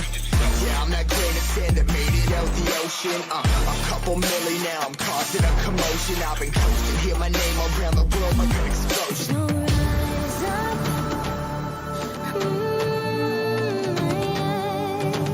Rise up. We are the apocalypse and a pair that keeps us floating. Welcome back, guys, to our third game? Fourth game of the day. We have 2 more after this one, but right now we're looking at Vanguard Bravo up against the Prevail. So let's see what's happening here. Ali Oz, okay. Ali Oz. Alios. Okay, you know, half of our work as casters, Bliss, is figuring out how to pronounce these players' names. It's gonna be great. Is that so? Ali Oz. We're probably gonna forget halfway through. Yeah. We'll try especially, though. especially when you have players with so many consonants in their names. Q, X, K, I, L, L, Z. I still don't know how to pronounce that. I'm just gonna go with Quiddles. So, disclaimer: forgive us if we butcher any of your names. Yeah, no hard feelings, no bad intentions there. Chat is going wild for Zuma right now. Odd. Okay. Thatchamonti ban. I don't think we've seen a Thatchamonti anywhere. And Mirror, and now last one's gonna be Echo, and then we can get into the game. Yeah, Thatcher and Monty, if my notes serve me correct, are sitting on 100% ban rate tonight. Yeah. Yesterday they weren't banned. No, Thatcher was banned. Echo, right? Oh, Maestro, wow. Maestro, okay. You've changed things up. Honestly, Maestro is the better operator on this map, I'd say. Echo is good, but Maestro is a little bit stronger on this map. But hey, we'll have to see if they're going to be choosing to run that Echo, as we have Bravo on defense first, up against Prevail, not Pre. But we'll have to see, because Prevail did send a message. 7-1. Tachanka! Yes, Ocean! Please! Let's go! Please. I'm gonna go. And Clash. Okay, so we're either seeing Clash or Tachanka. I think we're gonna keep Clash. And the 6th pick is off the castle onto a Yiga. I'm so happy! We're not even into the first round, and this is best game of the night. Best game of the night. I'm calling it. We're going into overtime this game. It's going to be 7-7. One of these guys winning 8-7. But we're going to see Tachanka every single round this game. It better be. Let's go. This is going to be amazing to watch. Clash and Tachanka on the same team. Let's go. Ocean. You're the player of the evening right now. You're the MVP. My MVP. Attackers have discovered the location of a You're my bomb. hero, Ocean. Let's go Vanguard Bravo! Prevail, if you're on Tachanka on defense. Just saying. Let's go Prevail. But yeah, let's do this thing as we see a kitchen defense being set up by the defenders of Bravo. We're gonna be seeing Hatch being reinforced by Rich Boy 5 on seconds to the Jaeger, insertion. and just a somewhat default setup other than the fact that we have Attackers are Tachanka. heading He's out to been defuse behind the the bar. bomb. This is an interesting Oh. interesting idea. I like this. Clash can be holding his small bakery. Well, yeah, small bakery as we have Tachanka in bakery. This could be Could be interesting. No presence though on that side of the map yet, as it looks like we could be going for a top floor take. That's a good idea. There we go. That's what I like to see. Clear the roamers. There isn't any roamers though. I think Jaeger's the only roamer. No, they're all around site, all on first floor. So room clear should be nice and quick as we get Sledge opening up Red Hatch and New Catch. Oh, it's always beautiful to see that animation when Sledge busts those hatches open and the confetti goes flying everywhere. It's awesome. Now we're gonna see Road wow. Dogs drop into pretty quick top floor control, judging by there was no one there, so they just realized that, and now they're on the way down the wide stairs. And You know what? I agree with you that Ocean's setup was actually pretty nice in the bakery, but it's just a shame that okay, they the problem with Tachanka is that being stationary in this game is basically giving the enemy a free kill against you, especially that Da Vinci has asphyxiating bolts in that Capital. He could basically ban that Tachanka Bomb and get a free located by kill. attackers. as well with but, the clash, because if you get cornered with yeah. a clash, then Yeah. Capital, very good operator for this round. We'll have to see, and Nomad as well. Nomad counts both of them as well. We'll see what happens though, as Moss taking a lot of damage on that IQ. They're going to be playing that vertical control now. With 1 minute 15 on the clock, I'd say it could have been done a little bit faster as Oren Mute takes a couple of from above. And just, yeah, here we go. The wall's going to open up 1 minute on the clock now as we see Alioz pushing down those white stairs and Ocean and Tesla just going to keep that bakery control. And it's going to be Jaeger and oof, Rich Boy could have had that kill there onto Moss. And vice versa. The nade not going to do much. Flash taking minuscule amount of damage, and there it is. Freeze wall open, and the first frag is Moss onto the dock. First frag of this game. 30 seconds left on the clock. Merlin in sight now, though. He's picking up Rich Boy. He picks up a double on the. It's just down to Clash and Tachanka now. And Ocean falls. It's 1 versus 5. We're looking at a flawless round here from Prevail. It's just Tesla now. 15 seconds. Plant going down. Time doesn't matter as Tesla flawless round. Great play from Prevail. They got that top floor control. They got that vertical play, and then they just flooded the site. Well played. Good shot as well. Oof. That was a good round. Very well played with Prevail. Hashtag Prevail in chat. Let's go Prevail. Looks like Prevail are the favorites here. That was a good round indeed, and I think it just it was sad to see that there wasn't any bakery push from Prevail, as they all decided to take control of the map from top floor, which was a good idea given that they saw how heavily that bakery side was being held, right? So when you see that they have a clash, they have a Tachanka, those are gunfights you don't want to be taking head on. So I'll have to praise them for getting that vertical control, as you mentioned. They had about 1 minute and 20 seconds to work with, which was, you said they could have done it earlier, but I'd say given how Attackers need to locate and defuse given how bombs. little time we've been seeing the attacks having, I want to say that they did very well to get that vertical control and just push those anchors out of their positions. Rich Boy was challenging Moss, and he did lose some HP. I don't think it was wise of him to peek through the floor like that, but eventually Merlin just walked into sight and gunned everyone down. Yeah. And it was a flawless round, so let's see Vanguard Bravo what they'll bring in response to that. So it seems they've gone to the top floor. Good idea. If you go to the bottom floor, you meme a little, it doesn't work. Maybe tighten up your bootstraps a little, go to the top floor. And we see Tesla has placed a deployable shield on that pixel spot.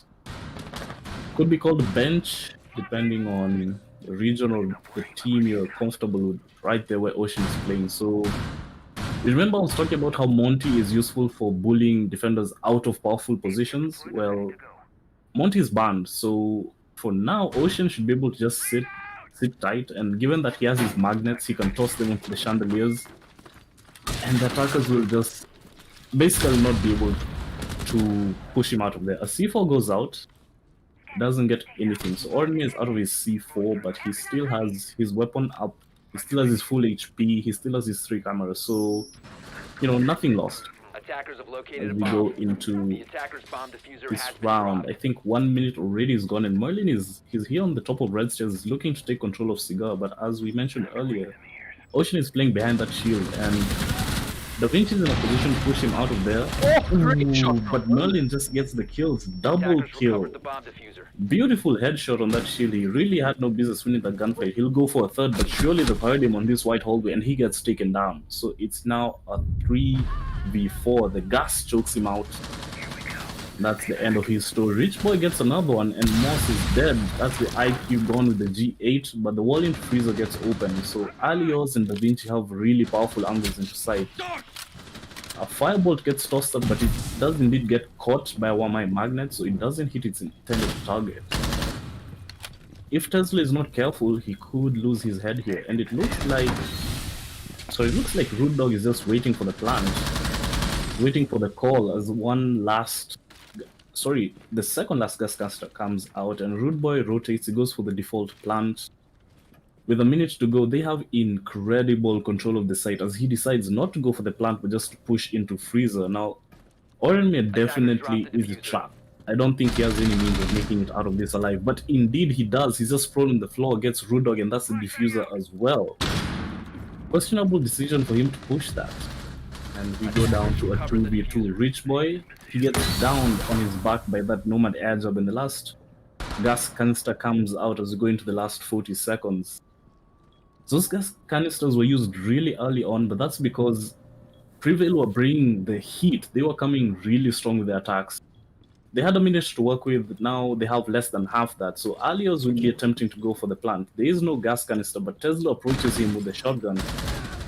He's aware of this, but he gets picked up from another angle by Da Vinci. He's sitting tight in Freezer. It's all up to Rich Boy. Will he get kills or will he get Attackers are killed? activating the bomb diffuser. The marks are coming out, but surely they know where he is. The pre-fires, will they land? That is the question though. It's just a ring around the rosy. He gets one.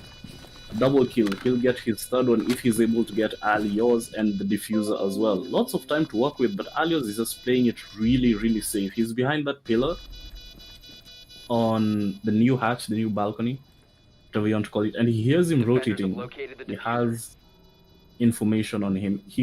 Rich Boy is on the lower end of the HP spectrum, so it should be a gunfight to Alios, and indeed it is. Prevail are able to win that one. Yeah, great shots there from Merlin. On that Nomad picking up the one and swinging onto that Wamai, but yeah, that was a round and a half. Prevail probably could have won that a little bit easier as it went down to a 1-on-1 in the end there. 2-on-2, that's just little mistakes, but in the end they did take the round. 0-2 now. Heading back upstairs. And we're seeing the exact same operators being played as the first 2 rounds. They're pretty happy with that, with those operators. The IQ, Capitao, Sledge, Thermite, and Nomad. Just a very well-balanced team. The only changes coming out from the Vanguard Bravo side is Ocean will be playing Mute, who his sixth pick off a Mute. Defenders, protect your bombs from being Very defused by tactical. attackers. Indeed, he is not going to play the Wamai on the pixel spot this time, as it seems it didn't work out for him last time. It indeed, and we're going to be seeing just probably just another regular defense upstairs. Attackers have discovered There the is location of a only bomb. one shield though. We'll see if that's going to be placed on the pixel or if that's going to be used elsewhere. We're seeing cams being placed inside of that piano by Ornamir. And it's going to be reinforcing top red stairs, sorry, and Tesla just looks like the smoke is going to be playing 10 inside seconds left. Freezer maybe, or probably just that same spot as he played last round. Very powerful 5 seconds position to playing insertion. behind that vodka counter there, or cocktail, whatever you Attackers are want to call it. moving to defuse a bomb. That counter there, but no, he's going to be playing that pixel. It is indeed a powerful spot. There is an ADS there for him. But that didn't matter last round when Merlin just walked straight into the side, picking up the double kill. I think it was a triple in the end for him that round. Man, he is good on Bomb that has been Nomad. located. He was just great on the gunfires. Nomad also just, once you put that utility down, that's what you can do with Nomad. You can just go ahead and frag out. Yeah. If you can control that AK, 41 bullets. It's like the G8. You can just spray whatever you want. That's I like that position. The Nomad. Oh, look at this. Prevail are very, very confident in taking this map control as Alios is looking to get this wall open. Da Vinci will be on the rappel on the west wall. I believe he'll try to push anyone out of Pixel as well as assist Alios get the wall open. We come down to the last 2 minutes and not much has gone on really. It's just this west side of control has been, and red side has been control by Prevail, and there it is, Crow this time fragging Merlin. Good frag. Nomad dead. I'm not sure if she had any more A-jabs left, but if she did, that is a unfortunate turn of events there. And 1 minute 30. Fiji looking a lot stronger. As I say, Crow picks up his second, and it's Moss. The IQ falling now. But they have piano control with quite some time to open. It's not a lost round yet. Alios gets the wall open, and Teslo is going to be the... I don't know why he'd push up there. Not too sure. He did do a little bit of damage to Da Vinci, but nothing significant. And Crow is just going to keep playing on that heaven side of that balcony, whatever you call that balcony. I've always wondered why it's called heaven. I call it heaven. Yeah, you see, my team calls it heaven, and under that is called hell, and then we call it new belt, and then under that it's table. But yeah, that's just preferences. And Crow on a triple kill right now. He's showing up this round, saying sorry what I did for the last game when we played. Just kept dying early on in the round, but he's showing up this round with a triple, and good shot from Rude Dog. Good spin. He has sight now, and he's gonna get a second. They just allowed him to work. It is a 1 versus 2 though. Rude Dog. He's on his own. 20 seconds left. SMG in hand. He could win this one. Winnable? Question mark? Winnable? He's gonna peek. Oh, Rude Dog looks right on time. 10 seconds left. He's gonna have to push now. He knows where the Valkyrie's playing. He's gonna have to go for the frag. He doesn't time. 5 seconds left. And the Valkyrie's playing it smart. The Valkyrie's playing it so smart. Oh! Great attempt from Rude Dog, but it doesn't matter. Ornamir whiffing a couple of shots in the end, but he did get the kill. Yo. Ooh, that's one to get your blood pumping. That is a good round. Shouldn't be allowing someone to walk onto site. He just got... Could have gotten all 4, and if you lose that round, that is... very unfortunate. But yeah, hopefully they'll learn. They have adapted from the last game they played. Playing a little bit smarter, not giving themselves up that easily. Teslo did give himself up a lot easier last round though. Just pushed up a new bulk for some odd reason with smoke. You don't want to do that, especially with the smoke. Look, the SMG's good in close range, but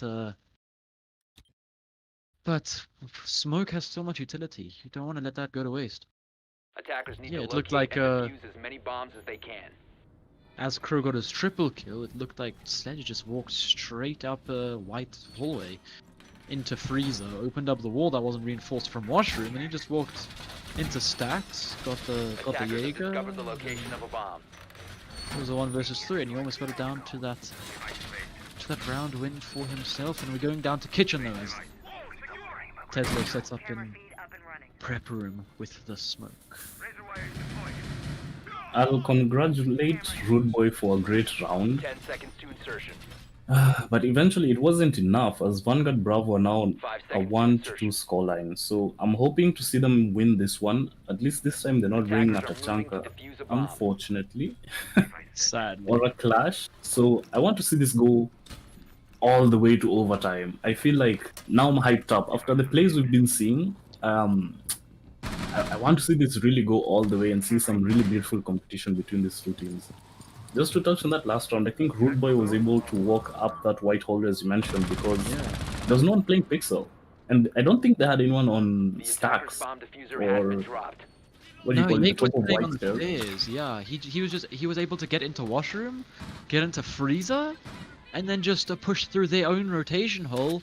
And then Jaeger wasn't going to stop that. And when he did push up, it was a little too late because Rude Dog was waiting for him, and he just peeked into that SMG-11, and close quarters, that SMG-11 is going to be winning most of those gunfights. And he did very well. I don't know why he wasn't giving the call though, because the smoke, I mean the mute, just kept looking the other way. And here we go, top floor control looks to be a repeat of that first round. And they Yeah, were it doesn't seem.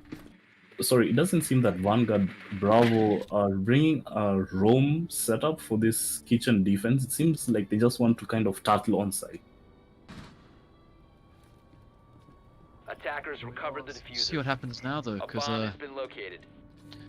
1 minute 20. They have the top floor. They've cleared the roamers, and Attackers dropped they the can go to diffuser. work. Looks like it's just gonna be a repeat of last round if it keeps going like this, because Merlin is lagging though, and the nitro cell comes out. Merlin looks like he's DC. That's Attackers have unlucky. recovered their diffuser. Oh, probably gonna be calling. You can't call for a rehost now. It's been a minute into the round. So this round's gonna have to play out, but we might Attackers have stay dropped the rehost bomb next diffuser. game, and it's 5 versus 2. Merlin's back, okay. But this round, C4, well played, and 5 versus 1. But yeah, Moss.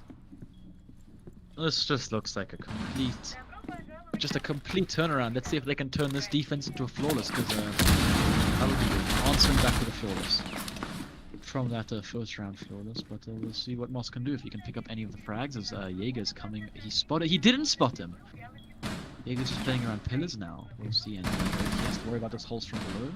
25 seconds. There's no way he's winning this round. We'll see if he can pick up any extra frags though, as he just falls into the trains, and he's just gonna up on the drones. 15 seconds. He's just gonna. He's just gonna do whatever he wants right now. Not much he can do. 5 seconds. Jaeger's 5 gonna seconds swing. remaining. Hasn't shut down. Yep. Basically a Operators, you are flawless out of round. time. Much better from Bravo. We're seeing them maybe prevail, just getting a little bit too cocky after those first 2 rounds, and then yeah. I feel like not much went wrong there, other than just it all ended up collapsing. Just unlucky. Nitro, Merlin DC'd, and then the other 2 just not sure what happened, but something happened, and it turned out that Bravo won the round. 2-2 as we head into this 5th round in Reading Room Fireplace. Did you know Reading Room Fireplace is actually this map's most successful site? It has the highest win rate out of any site on this map. Oh, really? Yep. It is the, by stats, best site, on this map. Oh, yeah, and when you think about it, it kind of makes sense, right? Because you can run the exact same setup you do as defenders when you're defending Reading Room, like when you're defending Bar. So you can have someone in Pixel, you can have someone in Heaven, as we saw Ocean. Was it Ocean? No, it was Crow with the Dark of Heaven. So you can run the defense as if you're defending the Bar top floor, but when that fails, you can just decide to drop through the hatches, and then turtle back on site. By then, you'll have wasted so much time with the attackers that they'll now have to start dealing with the setup on the site. So it does make sense, because the top floor is a really powerful floor, a powerful position that I've talked about so many times What to I hold see as a defender on this map. Attackers are moving out to locate a bomb. and Yeah, defuse it. I completely agree with that. And what I see some teams doing on this site is bringing the Vigil, playing him upstairs, the Pulse below, and Mozzie and Mute upstairs as well, just denying all that drone, and they end up having to just try to push that on its own. But that top floor control is just so important on this site. And then Oh, look at this spot that Crow is holding. Ooh. Oh, if he's feeling frisky with those impact grenades, he could have gotten 2 free kills, but it doesn't seem like that's the case. Maybe he was waiting for a rappel on the south side? Yeah, but But like Mali was after- able to rappel up the south side, so I don't really know what his positioning is in that little garage area on the bottom of White Stairs. Landed gets spotted though. This could be a free kill if Rich Boy isn't aware. And what I see roamers doing sometimes is just sitting in corners. That's not what roam is about. Roaming is about wasting time and just showing your presence. But if you sit in a corner and just wait for it to rotate back to site like later, That's not much of a roam going on. That's just a 4 versus 5. But we can see Da Vinci set up in this bar area as Tesla taking some damage from him, but he's down. Good nitros from that. Who was it? It was Valkyrie on the Arnmir. He does get picked up, but that is 20 HP on the buck now. But Tesla is bested by Rude Dog on that Chuckle. And we'll see Tesla, sorry, Rich Boy, good call, just drop back. Let them have upstairs, because there's not much you can do. A smile creeps up across my face as this round goes on exactly as how I'd envisioned it. So there was a setup upstairs with ADS's reinforcements, but once Rich Boy saw that wasn't working, just decided to fall off, and I jumped inside. And he did waste a lot of time. 1 minute, this is how most rounds go. You'll get it down to a 5-on-3, but with only like 30 seconds left, there's not much you can do. I'm not sure what that smoke was. You want to keep those smokes. Super important on the side. You have 50 seconds left on the board. 45 now as we get to this point. Buck still alive. Just very low. That's 4. He spots 2 people. Not sure if he spotted them properly though. And there is 4 versus 4. Ocean gets that refrag onto Rude Dog on that Jackal. 30 seconds left. We are in a 20-second meta basically, but this round, this site especially, is just always coming down to these last couple seconds as Merlin and Alioz push into the site, and it doesn't look like it is going to be an answer here. Do they know that's going down? They finally get the call. I think that's going down, and Attackers there's not much activating happening. Crow could go for a good flank here as he picks up Merlin. And he picks up Alioz. There it Attackers need is. to protect the diffuser. Position Double compromised. kill. They're gonna be playing from above though. Crow could stick this. No, he gets off the last second. He should have stuck it. He could have stuck it. Now he's gonna die here. And it's all down to Arnmir. If he stuck that, he could have won the round right there. And Arnmir gets the one, but Ooh. it's Moss to close out. Very close round, but you can see why this is such a good sight. Just such good waste. You can waste so much time upstairs, and when you get that plant, it's just very clunky post plants. It's just a overall good sight. But anyway, we're going back top floor as that opens up again, and we see Crow back onto that dock. Probably going to be playing around that heaven side yet again. I'll just go back to what you said about roaming earlier. I agree with you. Roaming isn't about just sitting in a rat spot the entirety of the round and then rotating when all the anchors have died and putting yourself in a 1v5. Unless you're a sneaky Caveira or a Vigil, I think, because just how they play and how their camo meshes in with some of the darker spots on the maps, it's generally not a good idea to just sit in one spot the entire round. I think, as you call it, you waste time, you waste the attacker's time, you shoot drones. I think that's even more important because in this game, you know, the way in CSGO, headshots and accuracy are king. Yeah. Yeah, in this game, I think, well, of course, headshots give you an instant kill, but information more than anything is gold in this game. So, as a roamer, if you're able to shoot down a couple of drones, waste some time, and then just drop down a hatch, go back to site, you've done more than your fair share in making sure your chances of winning the round are significantly increased. Definitely. 5 seconds to go. Attackers are moving to defuse a bomb. Yeah, we're gonna be seeing, like I said, Crow positioned up where he was last time. I'm not sure if that's the smart idea though, because he'd get a triple kill from that position. But yeah, it looks like he's gonna be playing that spot that he played in the first round. He's gonna be contesting the skylight, see if he can get a kill there. We're gonna be seeing not the exact same. The only difference is that the Jackal was being played instead of Sledge, which is, I'd say, a pretty good idea because you have that shotgun and there's not much you have to open up that is soft guns. So it's get opened by that ITS, and Jackal has a bit more utility, I'd say. He has those smokes, but pulse is spotted. There we go. That's good information right there. But Sledge has nades. That's the thing. They both have their own weaknesses and strengths. Yeah, I think it's a good call to switch from a sledge to a jackal, just exactly as you mentioned. And also, Alias is going to try to open a wall, a soft wall with a thermite charge. If it gets spotted, it will be shot from the other side. But Oremir isn't. They didn't reinforce that, surprisingly, and Oremir dies again to Merlin the exact same way that Ocean did when he was playing that spot. Merlin now has full control of white always.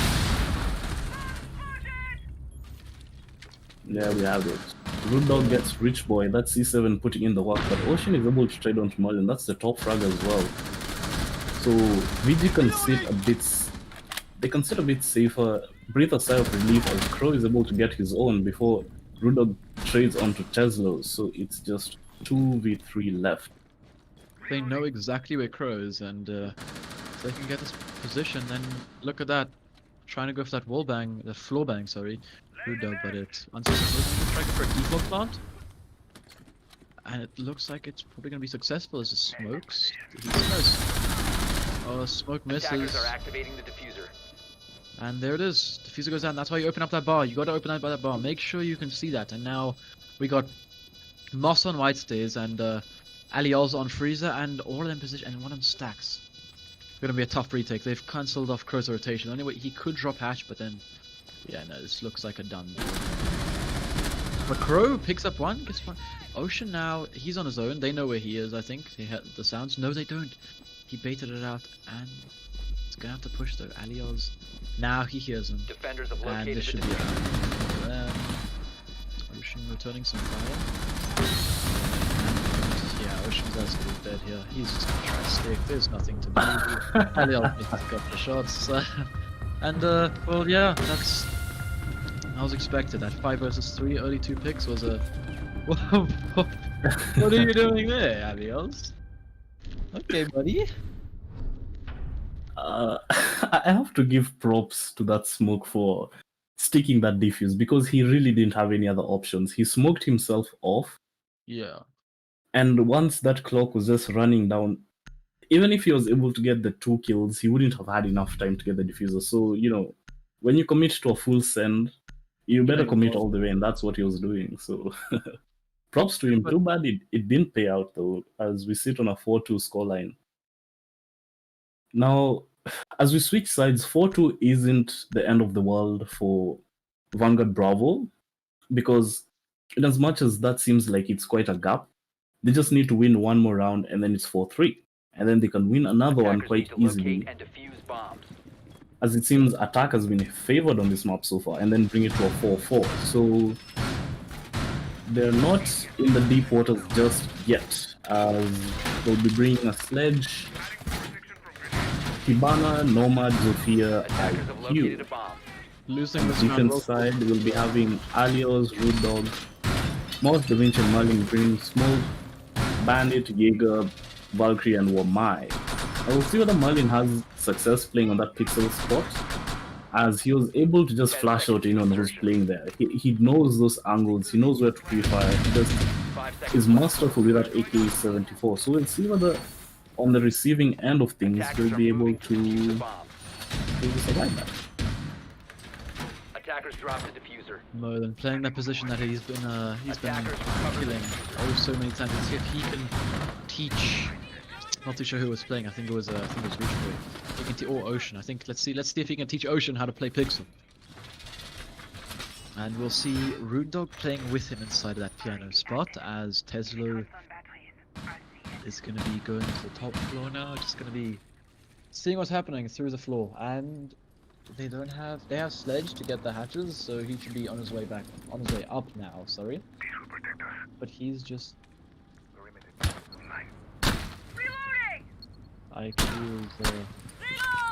IQ tagged the bandit there, I think. Oh, that's risky. Just a lucky shot. Rude Dog getting a little bit damaged, but nothing too bad today. He's still around 75, 80. Goodness of the clock, and not much has changed. The attack is still inside the Rich Boy. Lives. Rude Dog falls though, Bandit playing inside a piano, and there's still the Wamai, not sure if it's the right call to no, he has still control. He still has control there, it's all good. Oremir, okay, buddy. Oh. I think it was. Nice name. I think it was rolling on the windowsill and he just didn't know. And Moss falls now. Unlucky there from the sledge. Teslo picks up the Jaeger. They still have BMI to contest Pixel / White Stairs, but look at this. Ocean now just running in with Rich Boy. Probably gonna be going up these White Stairs soon. Yeah, there it is. Rich Boy going up the White Stairs. And one of the go off and Merlin now into a couple of gunfights. As Alios gets taken out by Crow, Merlin though picks up one of his own, and Rich Boy tagged up and he's falling down. Merlin with a double, great shots from him. Ocean and Rich Boy gotta keep things together here, but Ocean takes some damage from behind. Merlin with that triple, he's going for the quad water. Oh my gosh. You can't be losing that, Bravo. You had that round dead to rights. You gotta knock him down. He was on solo HP as well. You can't be doing that 2-5. That's the scoreline that you don't want to be having right now as they go into kitchen service. But that was oh no. Oh no. I was so sure that was a VG round. In fact, I have to correct my notes because I had ticked off that being around for VG, but it turns out Merlin is able to just shoulder the weight of his teammates. They die early, it doesn't matter. He's able to get a quad kill and bring it back. Where it seemed like VG really had that. They really had that round, I believe. Definitely. That was very, very, very convincing from Bravo until it wasn't. See if they can do. See if they can attack kitchen a little bit better after that. Blunder of a defense. Let's just go. I feel like that's the most suitable. Yeah, I think either they didn't know where Merlin was playing, or when they saw him there, they just decided, you know what, we're going to ignore him. We'll not push from piano. Let's go up White Stairs. And then I think Merlin was just able to snake his way through the drones. Those rotations into Freezer from the bathroom, yeah, I think they really helped him. Definitely. Of course, Orenmir dying to his own grenade was unfortunate. In the end, that shouldn't have been the factor though, because Merlin basically got the ace, but Orenmir just extended it. You see this back garage being opened up by the truck now. Free Fire's just not connecting onto anything, and probably gonna start droning. They can take it easy, take it slow. Smoke and Merlin playing this prep / bakery side, so you're gonna have to get rid of these. This is that push. This is that defense that we were talking about in the first round with the Chunker and Clash. If they can get through this, it's a big plus, but it's very tough to get through, and it does burn a lot of time. It's always a great idea. This is such a good lineup for the defenders. Such a default idea. It just works. We have Rich playing Gridlock instead of Nomad now, so yeah, we'll see if that works a little bit better than the other one. You know, 2 rounds ago when we saw Jackal being played? Ooh, beautiful kill from Da Vinci. He gets Crow, and that's who's been carrying most of the weight from Vanguard's side. So Tesla, Rich Boy, Ocean, and Orenmir have to really step up this round as we go into the last half of this round, round number 8. We'll see whether this attack is able to crack the defense being brought out by Prevail, or whether it's going to be a 6-2 scoreline. Attackers have located a bomb. We will indeed have to see what's going to be occurring now as we near the 1 minute mark, and Tesla going to be equalizing it up with Merlin falling, and the black guy was spotted by Rich Bull, and it looks like he's going to be lagging out. Nope, he just has a really big magazine. Sorry, I was saying, when we saw Jackal being played, you know, the first thing I thought, when was the last time you saw Jackal in Van? Ooh. Last time I played him, I guess. And that was a couple. I'd say sometimes he's not banned because higher ranks, they know how to play around him and just. He is an annoying operator, but he can die, and that's the way to get rid of him. Just kill him. There's an overpowered operator, just kill them. It's not that hard. Come on, just win. You know. If you're losing, then just start winning. 15 seconds If you're poor, remaining. then just get rich. 15 seconds is double kill comes out. Finally putting it back into a bit of proportion here, so it's 2 versus 3, but now to 1 versus 3, and there it is. Prevail on match point, 6-2. That eventually cleans up Rich Boy. And, well, good shot, but there's not much more to say other than that. Pretty playing a lot better than when I played them. Yeah. And we're already on match point, so it's not looking good for Bravo tonight. That's for sure. It is not, but they will have one more game against Charlie, and then there's last one, Prevail versus A-Team after that. That's going to be the flagship game. That's the one that we all want to see. Oh, I'm definitely waiting for that one. I am indeed. I just don't think we'll be very alive for that one. I can certainly pray and hope that we'll make it that far. It Definitely. seems the attacks on VG are just not making it that far into the site though, because they had Ormir playing the back, and I wonder how much of that round was lost because they didn't have presence upstairs.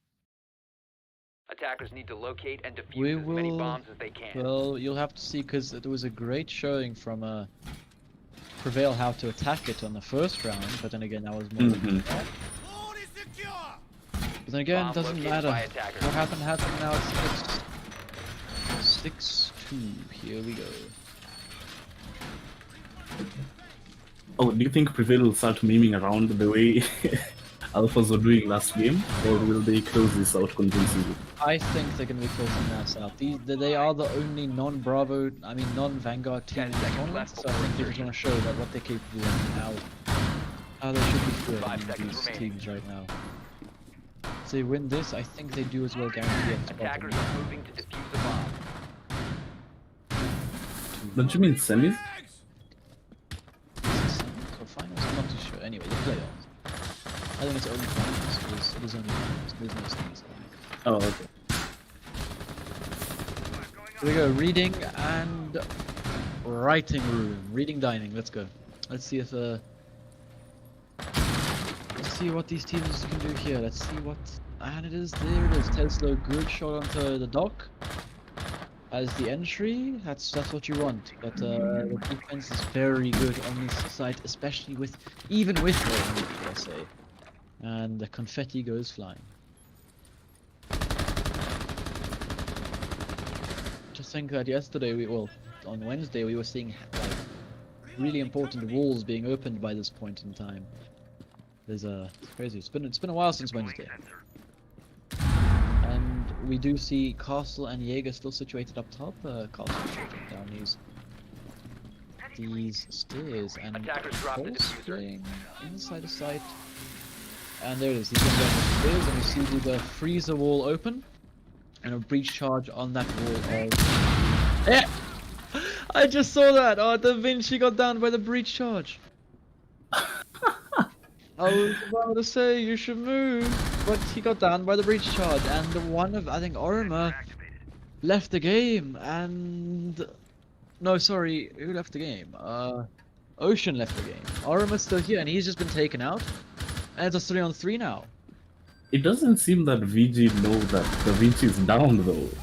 Because they're just challenging this Jaeger and losing bodies. That's the second one he But gets. it might not matter as it's 2 versus 3 now. I think Da Vinci's gonna be dying here pretty soon. Yeah, it looks like he's gonna be. Yeah, Crow doesn't know he's down. They don't know he's down. That's the breach charge. Good pre-fire from Tesla, putting it into a 2 versus 2 here, and all of a sudden, VG have the lead. That HP, and there it is. Da Vinci dies. That lol. Hope we should. That is for breach charge. That's something you don't see that often. It's almost in this converting game. that mute kill.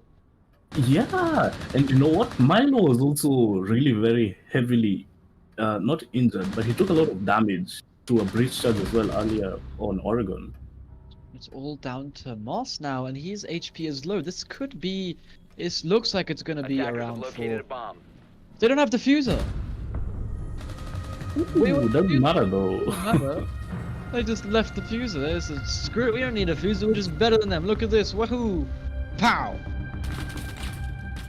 And we'll see if a rehost is gonna come out. As Ocean is still not back. And yeah, there it is. Rehost being called. And it looks like we're going to be going into a rehost here after it's 3-6. And, well, yeah. See a chain of Prevail in the chat right now.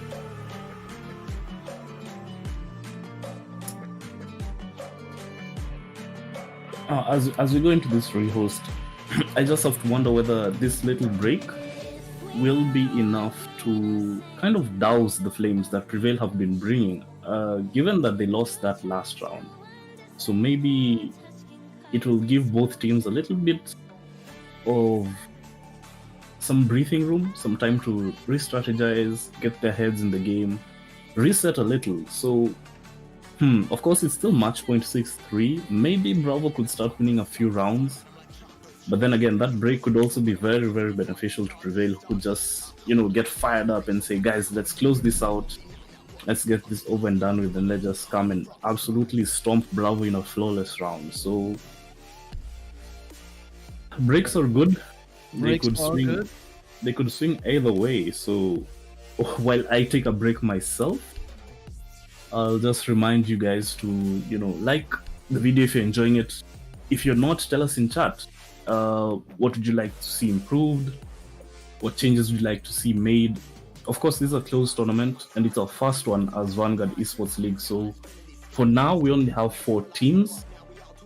In the future, we intend to have bigger tournaments with many, many more teams. And currently, we're looking for 5. So, if you or anyone you know has a team that would like to compete, you could do so by following us on social media. You can get all the information there. Or you could join our Discord.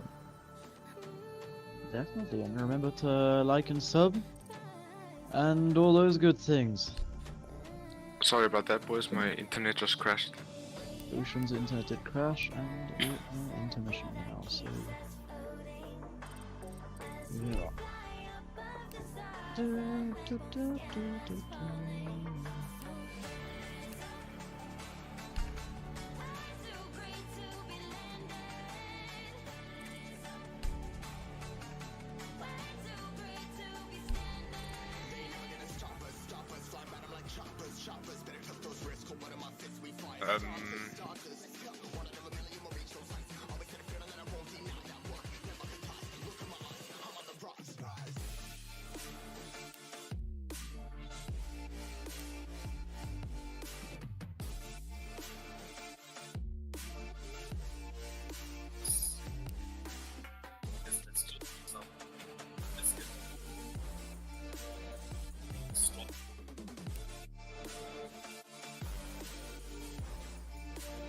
It was bad.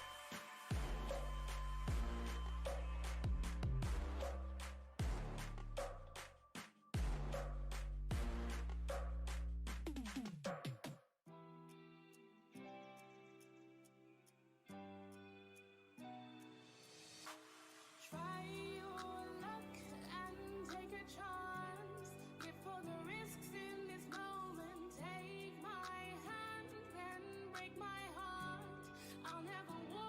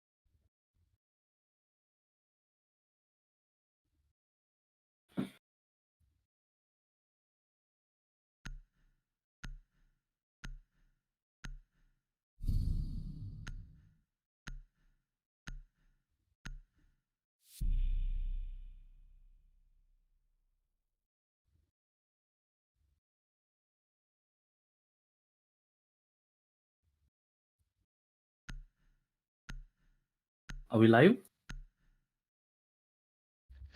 So guys, welcome back. Sorry for that intermission. We do indeed have Ocean back though, and the score is 3-6. As Prevail have 3 chances to close out this map now. And we're in for a long night. Still have 2 more games after this one. See how those goes and what maps they're going to be played there. Attackers Hopefully need to no more locate and Origin, defuse though. bombs. You know what I would like to see? I'd like to see Favela being played competitively. Yeah, oh how? Let's do that. While we're at it, let's do Tower as well. We gotta do that. You know how they have the casters games? Casters Mhm. pretty good game. Mhm. And then we have a battle on like a house or something.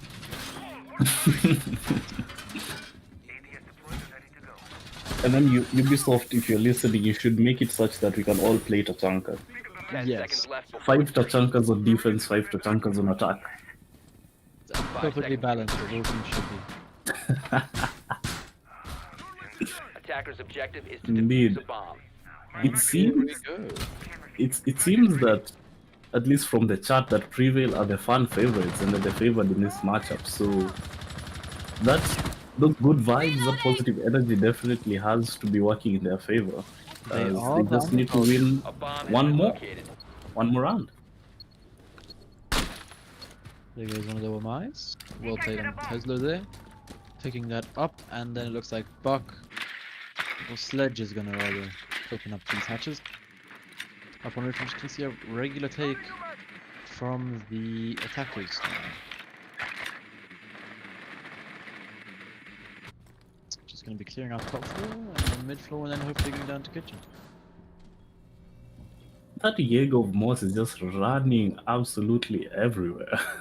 It's not a bad strat, because then when they drone, they'll say you're there, and then bam, you're on the other side of the map. But then again, it's also can put you in a lot of danger, because then you're just running in mindlessly. If they cut any of those off, like there we go, we see Rich in Piano now. If he keeps running, then he'll die. But look, Rich droned him out on that south side of the map, but he's completely on the opposite side, northeast corner. But it doesn't matter. Shot down by Ornamir. Great shot on Tomas. Ooh, what a shot! That was a 3-fire and a half. And Tesla now picking up Merlin as things start to shape up, looking like a much more VG round. Not sure what happened in the break. Maybe they had a little talk, and it's working. Right now, it is working as Merlin and Moss fall. Those are the 2 of the fraggers on this map. And Ocean shuts down Da Vinci. This is looking like a much stronger round for Vanguard. This is what they need. Tesla now pushing. Try to contest Alios here. Alios has that shotgun.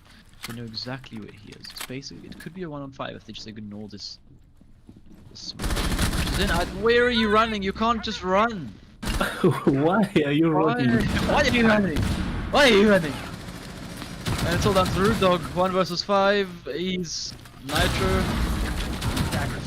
Yeah. He gets the fuser, but it's shut down by Tesla. Good attempt, but it's not good enough. As we get 6-4, this was the scoreline for the A and C team as well. Good shot, Tesla picking up a double or triple, I think, that round. Not sure what was happening with the smoke there. Not sure who was being played by as well, but whoever it was, they didn't think much there. It was Alios on the smoke, and he's gonna be playing it again. This time on the top floor. But then again, Fiji they should be 5-5 right now, because Fiji just lost that super unlucky round when Merlin just absolutely popped off, and we're going to be seeing it upstairs again. So let's see if Merlin will have another say in what happens, or if we're going to see Fiji actually clear him out and try to get this round, because they were set for such a good round. The attacks on this map are so strong. They only need 2 more. This Defenders, was a protect your bombs from 6-2 being scoreline defused by earlier. attackers. They've doubled their score, and they just have to get 2 more, and then we are overtime. It's anyone's game. It's anyone's game right now, but close. We'll see. You have to take this game one round at a time. Bomb You located by can't push attackers. yourself. Yeah, and it's Alios who's playing smoke that last round by that bakery, what do you call it, display case? Yeah, I like that bar. I'm not too sure. Displays. Yeah. And I kind of understand his decision to run away because he knew there was the IQ was 10 seconds Tesla. left. He knew Tesla knew where he was. 5 seconds And left. I feel like he felt really pressured because there were like 2 people on that side of the map, I believe. I feel like So if he just crouched walked away while pre-aiming the door, then he could have even gotten a frag and got back to site, but Yeah, maybe we yeah, just yeah, thought, yeah. try book it, and that didn't work out. Totally. He felt like he was too pressured. He couldn't have continued to sit there because maybe they would have needed him. Of course, they didn't have any grenades, but they would have eventually pinched him out of there. So it I was a like the good. idea. Yeah, but yeah, it yeah. works perfectly. Exactly. He had the right spirit. And speaking of spirit, he's playing in a position where he's very exposed to the skylight right now. If any It's of the actually attackers not exposed at all. If you play it correctly, they can't see you from skylight. Nor from Really? the pad. Yeah, like right there where he's playing right now, they can't see him from anywhere. Huh. It's actually a super strong position. Okay then. But now he is peeking skylight, but Attackers have dropped the bomb. yeah, over there, playing Attackers smoke over recovered there is the bomb actually a diffuser. somewhat decent viable option because you have that SMG-11 close range and you also have that shotgun. And you can stop the, you can try to get an angle from there into piano, but that's when you can be spotted by skylight. But anyway, he's gonna be playing there with that shotgun, and he gets droned out. Does not get a drone. Crow gets away, and he's don't know why he's repeating that with the drone, and he misses again. Okay, anybody else? But yeah, now Crow dropped, and Aliov's now gonna try to swing here. Oh, flying! Good night, Crow. That was beautiful to see from above because he absolutely got smacked by that shotgun. My gosh. The ADS is burnt now, and that is both of the. There's just flashbangs. There's no more nades or anything. So I have to see what's happening now. We can see IQ rattling on that cocktail window. Now she's rattling just all the way down. No. Yeah, there we go. She's just playing that. Wait. If Moss isn't careful, he will be able to get taken out. This is what I like to see. This shield over there doesn't look like it might matter. 'Cause it's 2 versus 5 as it's last Tesla and Rich Boy on the last 2 for VG. Alios is really making that shotgun work in that position. And earlier criticized him for being too exposed, but it seems like he'll be bringing the heat. Got 2 kills from that position and continues to play it as Rich Boy is on top of Red Stairs. I'm not sure if he's going to expect someone to be playing that close. Now, it looked like the wall on Red didn't get fully opened by the Hibana. There was like a little bar in between where the pellets went off. And ooh, Rich Boy is taking a lot of damage. He gets down, that's Diffuser as well. For sure, this is a previous round, unless a miracle comes out. No, it doesn't. A flawless. Alios gets a 3k playing on that position. That was beautiful work from him. So guys, we're probably gonna have to call it a night here. As we've been casting for about 5 hours now, and the players are also getting tired themselves. So we'll probably be continuing tomorrow with the last 2 games and then the finals. Make sure to keep up, and we'll let you guys know when everything's happening. And thank you for